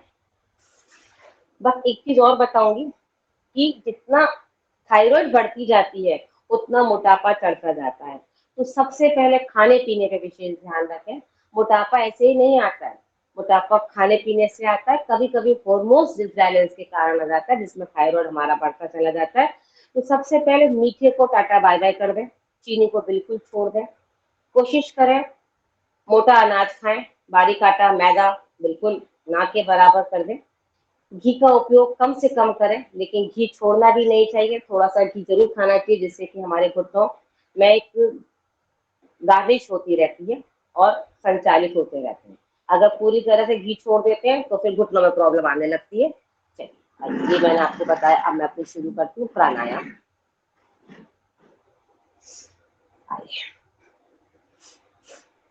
प्राणायाम, प्राणायाम को जरा संधि विच्छेद करें। प्राण प्लस आयाम। प्राण क्या है? वायु, जो हमारे शरीर में हर टाइम है। अगर प्राण नहीं है तो शरीर जीवित ही नहीं है, मृत है। तो इसी वायु को एक आयाम देते हुए, आयाम अर्थात किस प्रकार लें, किस प्रकार छोड़ें। बचपन में जब मनुष्य की उत्पत्ति होती, जब मनुष्य का जन्म होता है, तभी से ईश्वर ने हमको श्वासें दी हुई हैं, और जब तक हम इस संसार में रहते हैं तब तक ये श्वासें हमारे साथ चलती हैं। लेकिन एक श्वासों को एक आयाम देना ही प्राणायाम कहलाता है। तो आइए शुरू करते हैं। स्वामी जी के बताए गए रास्ते पर चलते हुए 8 प्राणायाम है, जिनको मैं आपको विस्तार पूर्वक समझाऊंगी। सबसे पहला आता है भस्त्रिका प्राणायाम। करना कैसे है? सुखासन में बैठे। मैंने आपको आसन बताया, वज्रासन, पैर फोल्ड करके बैठना, लंबे पैर करके बैठना, दंडासन, पैर के ऊपर पैर रख के बैठना, पद्मासन, और इस तरह से आलती पालती मार के बैठना, सुखासन। ठीक है। तो इस सुखासन में बैठ करके, अगर आपको सुखासन में बैठ सकते, सुखासन में बैठे, नहीं बैठ सकते चेयर पे बैठे, पलंग पे बैठ के आराम से, जहां आपको कंफर्टेबल लगता है वहां बैठ करके आप करें प्राणायाम। सबसे पहला नंबर 1 है भस्त्रिका प्राणायाम। भस्त्रिका प्राणायाम में ध्यान मुद्रा लगाएं। पहली उंगली अंगूठे से टच करें और अपने घुटने पर रखें। एक और विशेष बात, बहुत से लोग क्या करते हैं, हाथों को इस तरह से रख लेते हैं। नीचे गुरुत्वाकर्षण फोर्स, ग्रेविटेशनल फोर्स लगता है, जो हमारी सारी शक्तियां जो हम ले रहे हैं उन्हें खींच लेता है। तो अपने हाथों को यहाँ रखें, अपने घुटने पर, मुद्रा बनाते हुए। एक लंबा गहरा श्वास भरें, मुस्कुराते हुए धीमे से श्वास को छोड़ दें। अब आप योग शिक्षक बनने जा रहे हैं, तो आपको पता होना चाहिए श्वास भरने को हम कहते हैं पूरक। श्वास को रोकना कुंभक, और श्वास को धीमे से छोड़ना रेचक। पूरक, कुंभक और रेचक करते हुए भस्त्रिका प्राणायाम करें। श्वास को अंदर भर के रोकना कहलाता है अंतः कुंभक, और श्वास को बाहर छोड़ करके रोकना कहलाता है बाह्य कुंभक। तो हम भस्त्रिका प्राणायाम कर रहे हैं। इनहेल जिसको कहते हैं, एक्सहेल श्वास को छोड़ना। 1 सेकंड में श्वास को भरें और धीमे धीमे जिस गति से श्वास को भरा है उसी गति से श्वास को छोड़ें। इनहेल, एक्सहेल, पूरक करना, रेचक करना। भस्त्रिका प्राणायाम की सूक्ष्म गति है। अभी आपकी ट्रेन प्लेटफॉर्म पर ही है, बस स्टार्ट हुई। अब ये जब स्टेशन छोड़ने का नंबर लगा देगी तो क्या चुप चुप चुप चुप करेगी, तो कैसे करना है?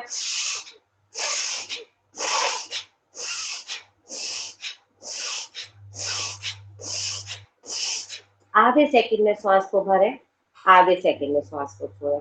ऑलमोस्ट सभी लोगों की वीडियो ऑफ है। मुझे उम्मीद है कि आप लोग सहयोग शिक्षक प्रशिक्षण शिविर के माध्यम से शिक्षक बनने जा रहे हैं, तो आप अपने साथ कोई चीटिंग नहीं करेंगे।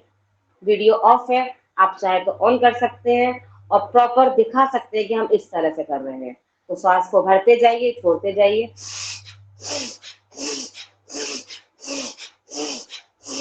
आप निरंतर करिए। मैं इसको आपको लाभ बताती हूँ, इसके लाभ क्या क्या है।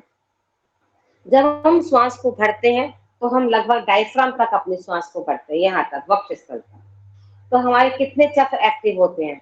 सबसे ऊपर सहसा चक्र, नंबर 2 पर आज्ञा चक्र, नंबर 3 विशुद्धि चक्र, हृदय चक्र और अनाहत चक्र। ये 5 चक्र हमारे एक्टिव होते हैं जब हम भस्त्रिका प्राणायाम करते हैं।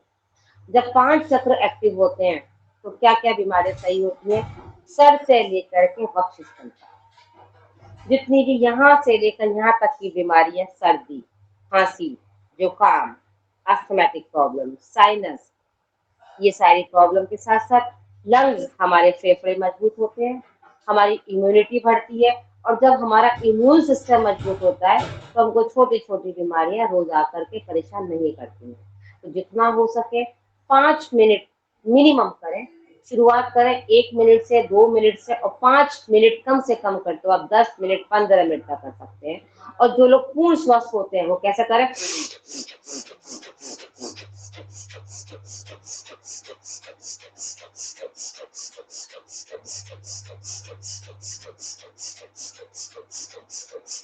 बहुत लोगों के कंधे इसमें कैसे उठा लेते हैं? ऐसे। ये बिल्कुल गलत है। इस तरह से कंधों को परेशान ना करें, कंधों में दर्द हो जाएगा। गर्दन को परेशान ना करें, गर्दन में दर्द हो जाएगा। बिल्कुल रिलैक्स होकर शरीर को ढीला रखें, लेकिन पीठ को सीधा रखें, क्योंकि 8 चक्र हमारी पीठ की होते हैं, रीढ़ की हड्डी पे से चलते हैं। 8 चक्र तभी एक्टिव होंगे जब आप अपनी पीठ को सीधा रखेंगे। और पीठ को सीधा रखने का एक तरीका और देखिए आप लोग। आप सुखासन पे बैठे हैं, सिद्धासन में आ जाए, एड़ी के ऊपर एड़ी रखें, ये सिद्धासन कहलाता है। अब आप करें इसको फास्ट। आप देखिए, ना मेरे कंधे मूव करेंगे ना गर्दन।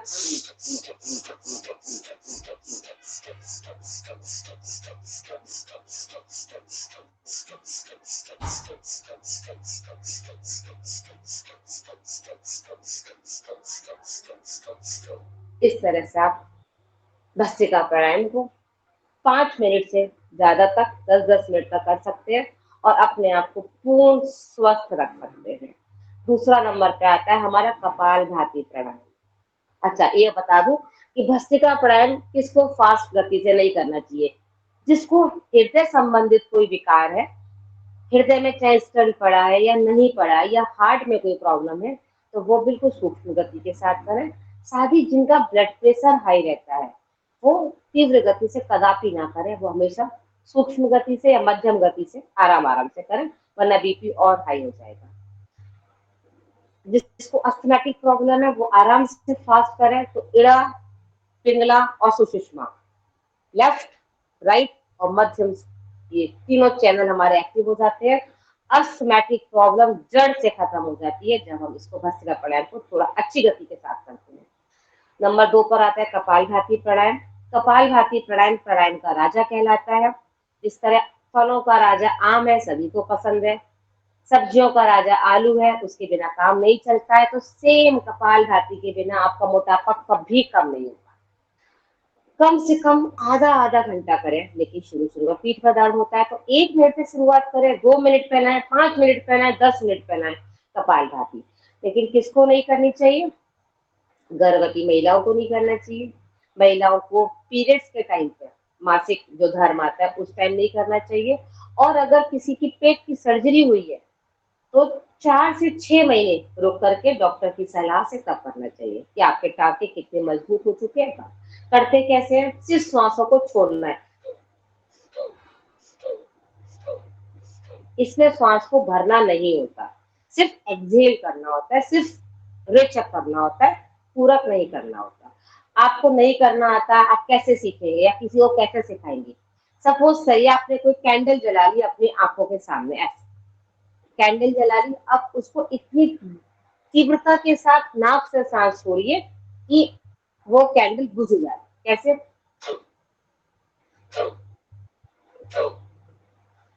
ये मान के चलिए मेरी उंगली नहीं है, मेरी मोमबत्ती जली हुई है और मैं इसको निरंतर बुझाने का प्रयास कर रही हूँ। करते जाइए।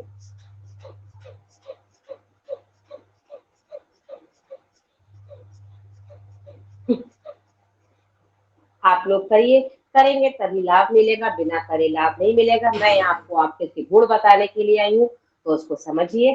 कपालभाति करने से सबसे पहला चीज तो हमारा मोटापा कम हो जाता है। दूसरा, हमारे शरीर में गैस, एसिडिटी, इस टाइप की कोई भी प्रॉब्लम होती है तो वो खत्म हो जाती है। क्यों? क्योंकि हमारा मणिपुर चक्र एक्टिव हो रहा है। नाभि के ऊपर मणिपुर चक्र होता है, वो एक्टिव हो रहा है।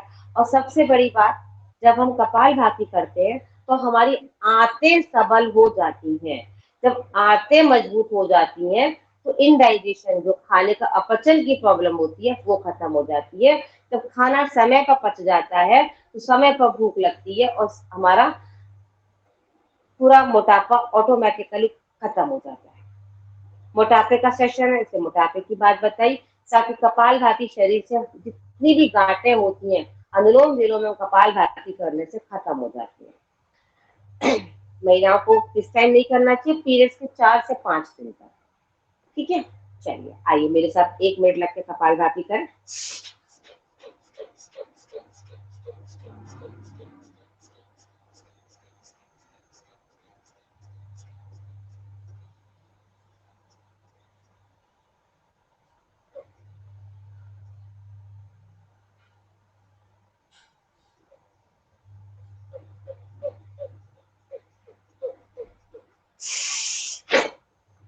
एक मिनट में आप आराम से 60 टाइम्स कर सकते हैं।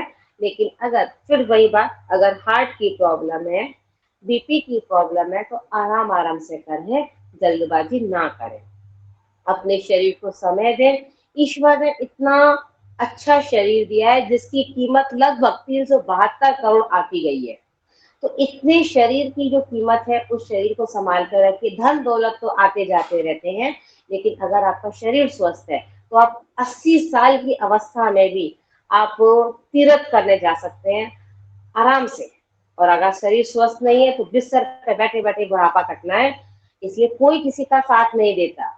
कोई सेवा कर लेगा 10 दिन, 15 दिन, 20 दिन, 1 महीना, 2 महीना, लेकिन आपका शरीर स्वस्थ है तो हम क्यों किसी को अपनी सेवा का मौका दें। कोशिश करें खुद स्वस्थ रहें, औरों के लिए कार्य के लिए प्रेरित रहें, किसी से अपनी सेवा कराने का मौका ही ना मिले। बच्चों को विरासत में बीमारी देकर के ना जाइए कि हमें बीपी है तो हमारे बच्चों को बीपी होगा, हमें डायबिटीज है तो हमारे बच्चों को डायबिटीज होगी।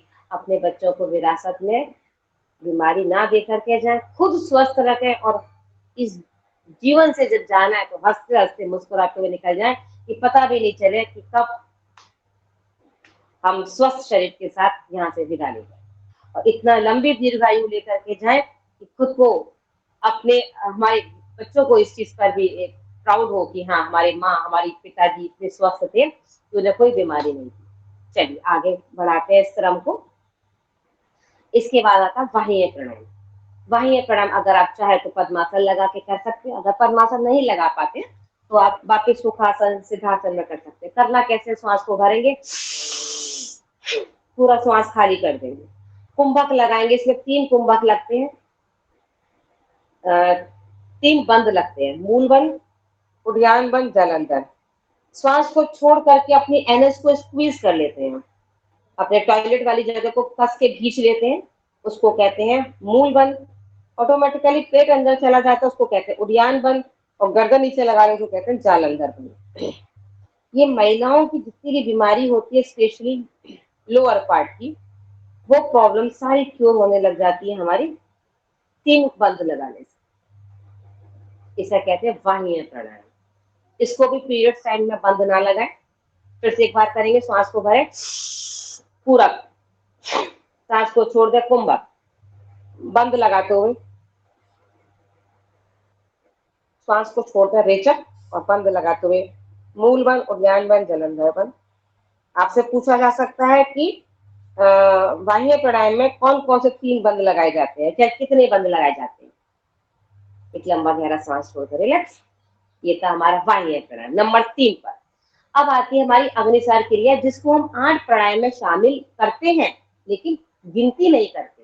कैसे करते हैं अग्निसार क्रिया? लंबा गहरा श्वास भरे, श्वास को खाली कर दें। अब सिर्फ अपने पेट को आगे पीछे करें। स्वामी जी जो नौली क्रिया करते हैं ना, पेट घुमाते हैं, सभी ने देखा होगा, तो हम लोग उस नौली क्रिया को नहीं कर पाते, तो ये सब्स्टिट्यूट है कि हम अग्निसार क्रिया कर सकते हैं। तो करते जाइए, लंबा गहरा श्वास भर के छोड़े, इस तरह से यथाशक्ति पेट आगे पीछे। और कुछ लोग गोल गोल भी घुमा लेते हैं, तो उसको गोल गोल भी घुमा सकते हैं, उसको कहते हैं अग्निसार क्रिया।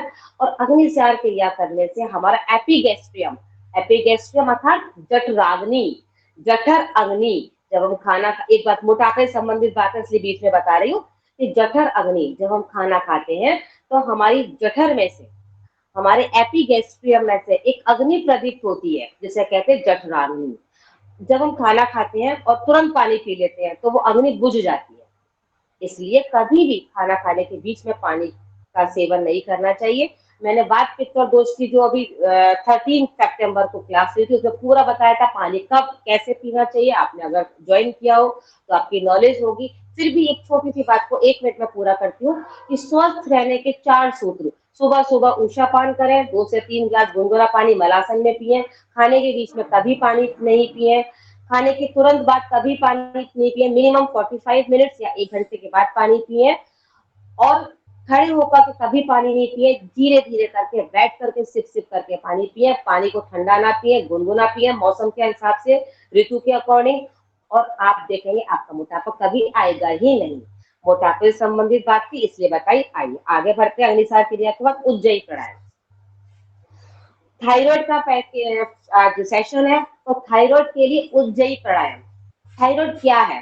थायराइड हमारे गले में बैठी हुई एक थायराइड ग्लैंड है जो तितली के आकार की होती है, जिसमें से थायरोक्सिन हार्मोन निकलता है। जब वो ज्यादा उत्पादन हो जाता है उसका तो मोटापा आता है, जब कम हो जाता है तो उसका हाइपर थायराइड हो जाती है, जिसमें पतले होते जाते हैं। उसको ट्राइग्लिसराइड कहते हैं, T3, T4 और TSH। जब इसका लेवल बढ़ जाता है तो थायराइड होती चली जाती है, जब इसका लेवल कम हो जाता है तो हाइपर थायराइड, पतले होते जाते हैं। इसके लिए उज्जयी प्राणायाम कैसे करना है? हिचकी लीजिए, पहले मेरे को देख लीजिए।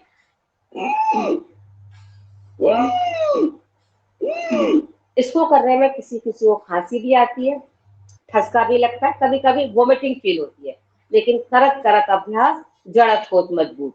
तो आइए मेरे साथ करिए। अगर, हाँ एक बात और, अगर आपको लग रहा है मुझे उल्टी आ रही है, हल्की सी आप उंगली टच कर लीजिए अपने कंठ पर और फिर सांस भरिए।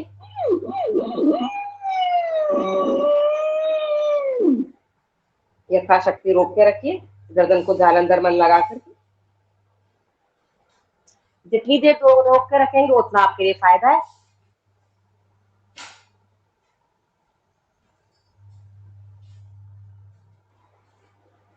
धीमे धीमे जालंधर मन खोल दीजिए। राइट नॉस्ट्रिल को पुश करके लेफ्ट से सांस को छोड़ दीजिए। फिर से एक बार वो करेंगे। जालंधर बंद लगा लें। तुरंत सांस आपकी सब कंठ पर ही रुकी हुई है, वही आपके जो असंतुलित हार्मोन है उनको बैलेंस करने का कार्य कर रही है। इसलिए यथाशक्ति श्वास को रोक करके रखें, और जब लगता है कि नहीं अब नहीं रोका जाएगा तो गर्दन को उठाएं, जालंधर बंद खोल दें, राइट नॉस्ट्रिल को दबा लें और श्वास को बाहर छोड़ दें। ये होता है हमारा उज्जयी प्राणायाम। जो सिंगिंग करते हैं ना, जो सिंगर बनना चाहते हैं या अपने कंठ को अच्छा रखना चाहते हैं, तो वो ज्यादा से ज्यादा उज्जयी प्राणायाम की प्रैक्टिस करते हैं, जिससे कि उनका गला सुरीला रहता है और साथ में हमको थायराइड को तो क्योर करते ही करता है। नंबर 5 पे आता है हमारा अनुलोम विलोम प्राणायाम। हमारे 3 प्राणायाम सबसे मुख्य हैं, भस्त्रिका, कपालभाति, अनुलोम विलोम। बाकी सारे प्राणायाम अपनी अपनी बीमारियों के हिसाब से मुख्य है, लेकिन आप सारे नहीं कर पाते तो 3 तो करिए कम से कम। अनुलोम विलोम प्राणायाम करते कैसे हैं? दायां स्वर बंद करें दाएं हाथ की अंगूठी से, वायु मुद्रा लगा लें तो ज्यादा अच्छा है। लंबा गहरा श्वास भरना है लेफ्ट नोस्ट्रिल से, अपने बीच की उंगली से, मध्यमा उंगली से लेफ्ट नोस्ट्रिल को बंद किया और अंगूठा हटा करके राइट से सांस को बाहर छोड़ दिया। फिर अपने दाएं स्वर से श्वास को भरा, थोड़ा सा रोकते हुए बाएं स्वर से बाहर छोड़ दिया।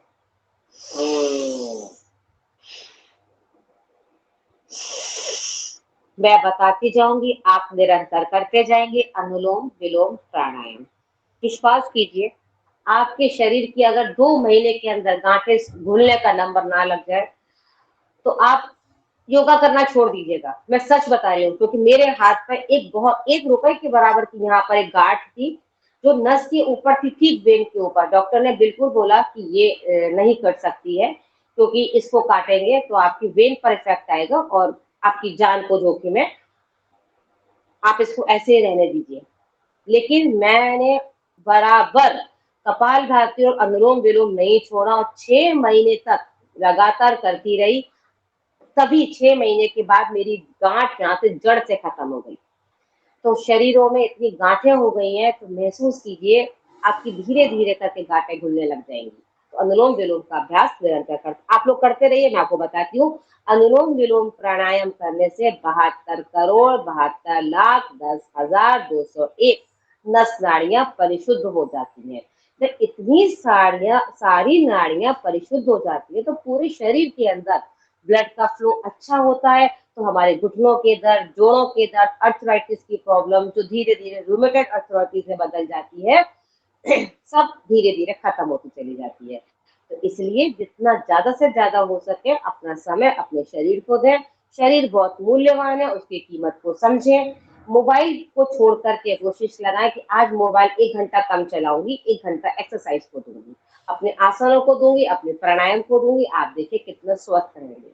तो अनुलोम विलोम प्राणायाम करने से समस्त जोड़ों के दर्द, गले संबंधित विकार और किसी भी तरह की गांठें आपके शरीर से घुल जाती हैं। लेकिन बीपी वालों को धीमे धीमे करना चाहिए, आराम से, और हार्ट पेशेंट को भी आराम से करना चाहिए। और कोई अगर ये कहता है कि हार्ट पेशेंट वालों को प्राणायाम नहीं करना चाहिए तो वो बिल्कुल सरासर गलत है।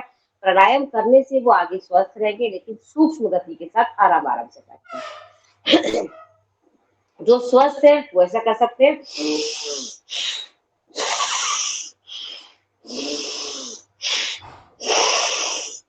जितना लंबा गहरा श्वास आप लेंगे उतनी आपकी एक एक शरीर के सेल रिपेयर होते चले जाएंगे। और जब सारे सेल रिपेयर हो जाएंगे तो शरीर में रोग रहेंगे ही नहीं, और आपका मूलाधार चक्र से सहस्रार चक्र, पूरा शरीर आपका स्वस्थ रहेगा। एक एक नस नाड़ियों में न्यूरॉन का नाम सुना होगा।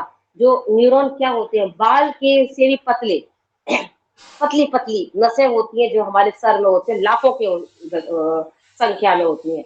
अनुलोम विलोम प्राणायाम करने से सब कुछ एक्टिव हो जाता है। हमारी मेमोरी पावर, याददाश्त बढ़ जाती है, आंखों की देखने की शक्ति बढ़ जाती है और रोग आते ही नहीं है।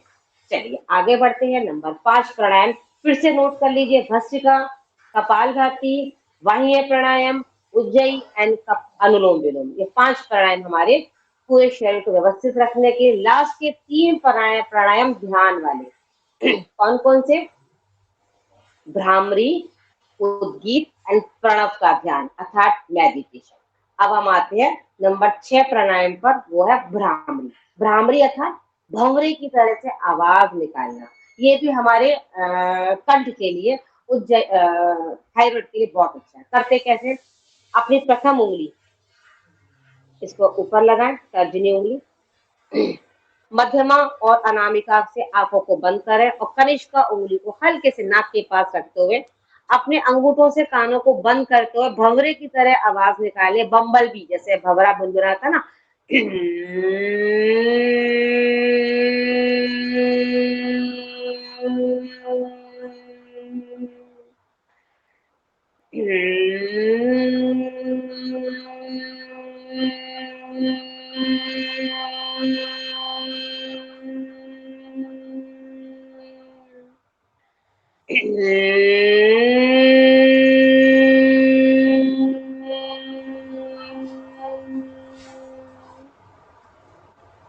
आंखें बंदी रहेंगी, हाथों को नीचे लेकर के आए। आपने नोटिस किया होगा तो आपकी नाक का बलगम पिघल के मुंह में आ गया होगा इस भ्रामरी को करने से। तो जो जितना भी म्यूकस होता है वो मस्तिष्क से पिघल करके गले के उतर के नीचे निकल जाता है। इससे हमारी साइनस की प्रॉब्लम भी क्योर होती है। इसके बाद आता है हमारा उद्गीत अर्थात पवित्र ओम का उच्चारण। ब्रह्मांड में फैली हुई सारी शक्तियों को अपने शरीर में अर्जित करने के लिए ओम का उच्चारण कीजिए, जिसमें ओम का परसेंटेज रहता है ओ का 70% और माँ का परसेंटेज रहता है 30, अर्थात 70 + 30 के रेशियो के साथ उद्गीत प्राणायाम। आइए लंबा गहरा श्वास भरें, 3 बार करेंगे, आंखें बंद रखेंगे। ओ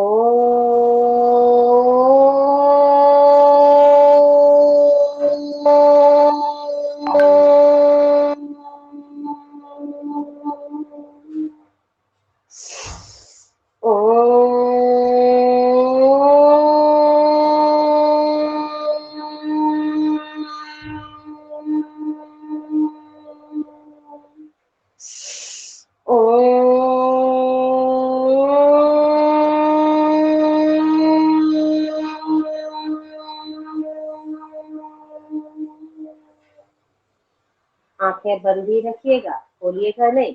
70% एनर्जी आंखों के रास्ते से ही तुरंत बाहर निकल जाती है, जो आपने अर्जित की है अभी अभी। सारा कमाया हुआ धन तुरंत आंखें खोल के बाहर निकल जाता है, इससे तुरंत आंखें ना खोलें। ध्यान पूर्वक बैठोगे, प्रणव का ध्यान करेंगे, सांसों की गति इतनी सामान्य कर देंगे कि नाक के पास अगर रुई का फोआ भी रखा हो तो वो भी ना उड़े। मन को एकदम शांत करते हैं, ईश्वर को धन्यवाद करते हुए, हे प्रभु मुझे इतनी सुंदर रचना में आपने उतारा,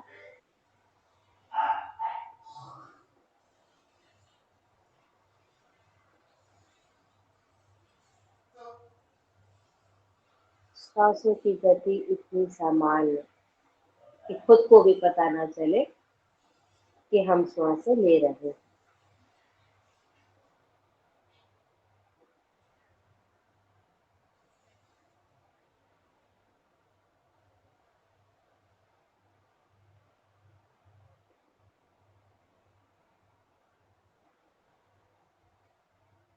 प्रणव का ध्यान अर्थात मेडिटेशन,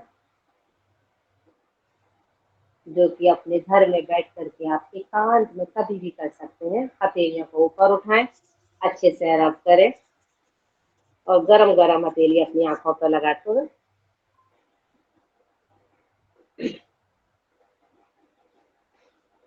ये था हमारे 8वां प्राणायाम का पैकेज। एक बात बताऊं, ध्यान हम यहाँ सिर्फ आपको सिखा सकते हैं। ध्यान अर्थात मेडिटेशन आप अपने घर के किसी भी एक कोने में जब भी मन अशांत होता है, अपने पूजा घर में बैठ जाइए, सबसे अच्छा उचित स्थान है, और सिर्फ अपनी सांसों पे फोकस कीजिए और सिर्फ सांस को लीजिए। ओम का ध्यान अपने मत मस्तक पर करते जाइए। आगे चक्र में आप शरीर की अंतर यात्रा के लिए उतरते चले जाएंगे। आप धीरे धीरे मेडिटेशन सीखते हुए अपने शरीर को पूरा स्वस्थ कर लें। ये हमारे 8 प्राणायाम हुए। थोड़ा सा मैं मोटापे के बारे में जरूर बोलूंगी, खाने पीना, क्योंकि मोटापा बिना खाए नहीं बढ़ता। लोग कहते हैं कि हम तो खाते ही नहीं है, सही बात है, नहीं खाते होंगे, लेकिन आप अपने हिसाब से खाइए। सुबह का नाश्ता 9 बजे तक कर लीजिए। एक छोटी सी चीज सिखाती हूँ मैं आपको, मैंने भी स्वामी जी से सीखी है कि जो सूर्य घूमता है ना, उसको कहते हैं सर्केडियम रिदम। तो सूर्य अपनी स्थिति को लेकर वो घूमता है, उसी स्थिति से हमारा शरीर चलता है। उसी स्थिति में हमें अपना खान पान रखना चाहिए। जैसे जब सूर्य उगता है तो हमको उषा पान करना चाहिए। उसके बाद अपने दैनिक क्रियाओं से निर्वृत होकर के योगाभ्यास, प्राणायाम, शारीरिक व्यायाम जो कर सकते हैं ज्यादा से ज्यादा करें। उसके बाद अपना अल्पाहार लीजिए। अल्पाहार से मतलब आप बादाम ले सकते हैं या छोटा कोई फल ले सकते हैं, उस तरह का लीजिए। और 9 बजे तक आपको हार्डली अंकुरित अनाज, दलिया, इस टाइप का हल्का नाश्ता लेना चाहिए। सुबह सुबह भारी भारी पराठे, पूड़ियाँ, इस तरह का ब्रेड रोल, ऐसी चीजें नहीं खानी चाहिए। दूसरा, पानी का निरंतर सेवन करता रहना चाहिए। हर 2-2 घंटे के बाद आपको 2 गिलास पानी या फिर हर 1 घंटे के बाद 1 गिलास पानी, जिससे कि आपका यूरिन का फिल्ट्रेशन प्रॉपर होता रहेगा और डिटॉक्स जो भी विजातीय तत्व आपके शरीर से निकलते रहेंगे। दोपहर का खाना खाने से पहले आप कोशिश करें 1 प्लेट सैलेड खा लें, जिससे कि भूख कम लगेगी और 1 से 1:30 बजे तक, विश्वास कीजिए 2 बजे के बाद अगर खाना खाएंगे तो आपका खाना आपकी जठराग्नि में धीरे धीरे पचेगा।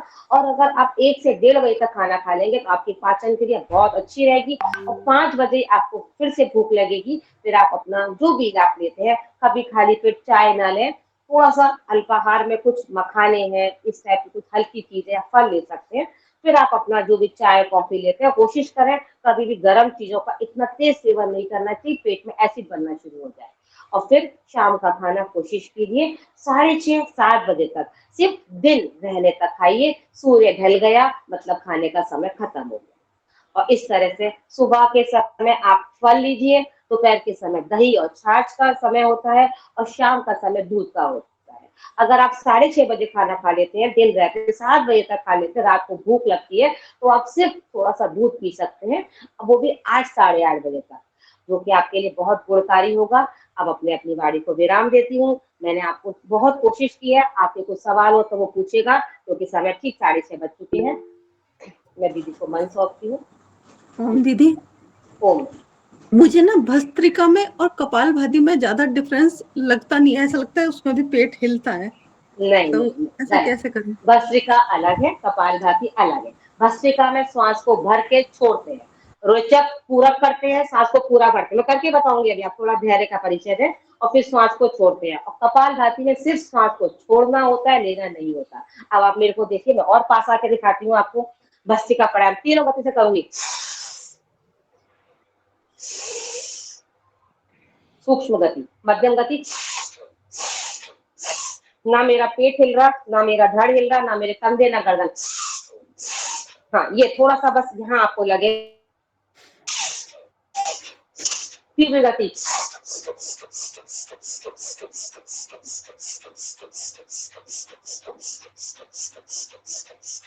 आपने नोटिस किया, ना मेरा गर्दन हिली, ना मेरा सर हिला, ना मेरे कंधे हिले। कपालभाति, सिर्फ सांस को छोड़ना है। हाँ, अब इसमें आप पेट को देखिएगा, अब ये पेट हिलेगा, हर छूटती हुई सांस पे पेट अंदर जाएगा।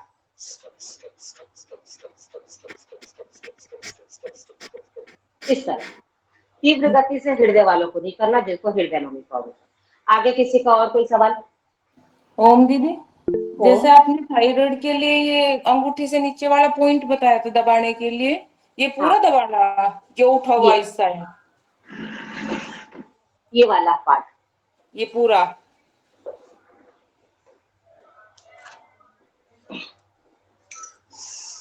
ये अंगूठा, ये अंगूठे से नीचे आए। आपको पेन का मार्क दिख रहा है, मैंने पेन से मार्क किया है, हाँ जी, दिखाई दिया? ये हाँ जी, पूरा हिस्सा आप दबाइए। ये देखिए हमारा सर है, ये अंगूठा शरीर से समझिए। ये कंठ यहाँ से शुरू हुआ, ये पूरा हमारे थायराइड ग्लैंड है। इसको दबाने से हमारे थायराइड का प्रेशर होता है, जो T3, T4, TSH का बैलेंस बिगड़ जाता है, वो इससे व्यवस्थित हो जाता है। और ठीक पैर है, का भी बताया था आपने, पैर को सेम अंगूठी सेम पैर के अंगूठे के नीचे का। ओम दीदी। चलिए, ओम। हाँ दीदी, अब मैं आपको मन सौंपती हूँ। हाँ, समय हो चुका है। फिर भी अगर किसी को कोई सवाल हो, दीदी आज्ञा देंगे तो मैं जरूर जवाब दूंगी। शांति पाठ करा दीजिए अभी विशाखा जी, समय हो गया। जी दीदी, शांति पाठ करा दीजिए। हाँ, तो किसी को सभी पूछना चीजें, होगा तो पूछ लेंगे, वैसे हाँ सबको सब पता चली गया है। चलिए, ठीक है। सभी सीधे बैठेंगे, पीठ कमर सीधी रखते हुए शांति मंत्र करेंगे। ओम द्यौ शांति, अंतरिक्ष शांति, पृथ्वी शांति, रापा शांति, रौषधय शांति, वनस्पतय शांति, विश्वे देवा शांति, ब्रह्म शांति, सर्वं शांति शांतिरेवा, शांति सामा शांतिरेधि। ओम शांति शांति शांति। धीरे धीरे अपनी आंखों को खोलें, सभी को। चलिए, बहुत बहुत धन्यवाद आदरणीय बहन विशाखा जी का। आज आपने बहुत ही ऊर्जा भरा सत्र लिया। थायराइड और मोटापे से संबंधित सारे योगाभ्यास आपने कराए, प्राणायाम कराए, काफ़ी सारे आसन थे और समय को मैनेज करके चली। वास्तव में ये बहुत अच्छा आता है कि समय को हम कैसे बांटते हैं। और सभी के जिसने प्रश्न पूछे उसके भी आपने जवाब दिए। आपको बहुत बहुत धन्यवाद।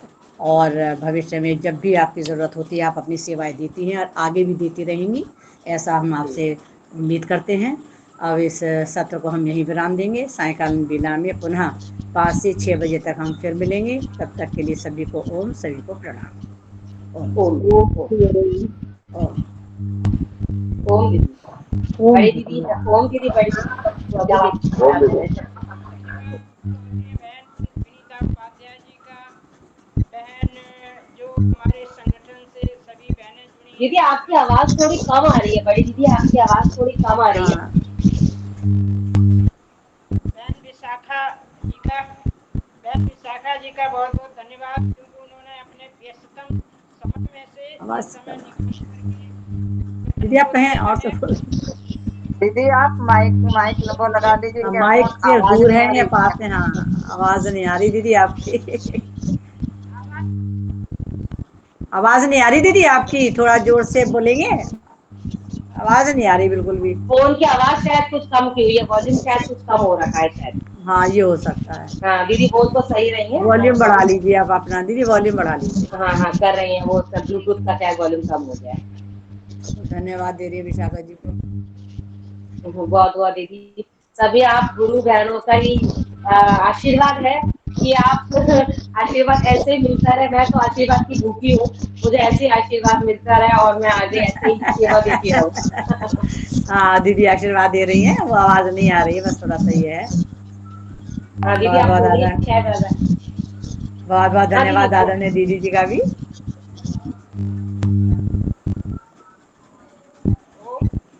हाँ दीदी, अब आ रही है आवाज।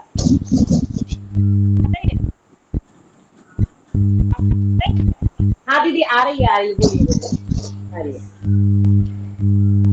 चलिए, मैं ये कह रही, बहुत बहुत धन्यवाद बहन विशाखा अग्रवाल जी। देखिए, ये कहते हैं कि योग जो है एक कल्प वृक्ष है, और ये कल्प वृक्ष की क्या विशेषता है कि जो आप मांगोगे वो आपको मिलेगा। तो कैसे मिलेगा, इसके लिए आपको प्रयास तो करना ही पड़ेगा। जैसा विशाखा अग्रवाल जी एक आदर्श हमारे लिए, हमारे साथ प्रशिक्षण लिया, हमारे और प्रशिक्षण लेकर के इनकी जो मनोकामनाएं अधूरी रह गई थी, यानी ये डॉक्टर की उपाधि लेना चाहती थी, तो इन्होंने योग सीखा, फिर योग में एमए किया, और ये आज शोध का कार्य कर रही हैं, पीएचडी कर रही हैं। शायद सबमिट हो गई है पीएचडी। मिल गई डिग्री, डिग्री मिल गई दीदी डॉक्टर्स की। मिल गई है जी तो आपको पीएचडी की डिग्री मिल गई, यानी एक शिक्षा के क्षेत्र में ये डॉक्टर की उपाधि इनको मिली, और ये बहुत ही पुरुषार्थी हैं। इनके पास बहुत जिम्मेदारियां हैं, घर की जिम्मेदारी है, बच्चों की जिम्मेदारी आप देख रही है, इनको यंग देख रही है। इनके बच्चे जो हैं इंजीनियरिंग कर रहे हैं, बड़े बड़े बच्चे हैं, घर परिवार को देख रही हैं, और अपने पतिदेव के साथ बिजनेस में भी सहयोग कर रही हैं। तो इतने सारे कामों को ये कर पा रही हैं, तो ये एनर्जी कहाँ से मिल रही है? इस योग से। तो आप सभी जो बहनें हैं, इसके लिए आप प्रयास करती रहें, और निश्चित ही आपकी जो मनोकामनाएं पूरी होंगी। ईश्वर आपको शक्ति देगा। योग से बल बुद्धि सब कुछ मिलता है। तो बहुत बहुत धन्यवाद इस संगठन, इस मंच पर उपस्थित मैं सभी योग साधक भाई बहन को देती हूँ, और बहन अग्रवाल जी को, बहन रंजना जी को, विनीता जी को, और जो हमारी ज्योति बहन पहले से ही लिंक डाल के पहले से खोल के बैठ जाती हैं, तो सभी बहनों को मैं बहुत धन्यवाद साधुवाद हुए, और आज इस सत्र को यहीं पर पूर्ण करने के लिए आदरणीय बहन अग्रवाल जी से निवेदन। ओम दीदी, बहुत बहुत धन्यवाद आपका। आपके स्वरों के साथ आपका आशीर्वाद मिला। मैं बहुत बहुत कृतज्ञ हूँ दीदी, बहुत बहुत आभारी हूँ। बहुत बहुत धन्यवाद मेरी सभी आदरणीय गुरु बहनों का। ओम दीदी, ओम। ओम दीदी ओम, सभी को ओम। ओम, सभी को सत्र को यहीं विराम देते हैं। सायंकालीन वेला हम पुनः मिलेंगे। तब तक के लिए सभी को ओम, सभी को प्रणाम। ओम दीदी।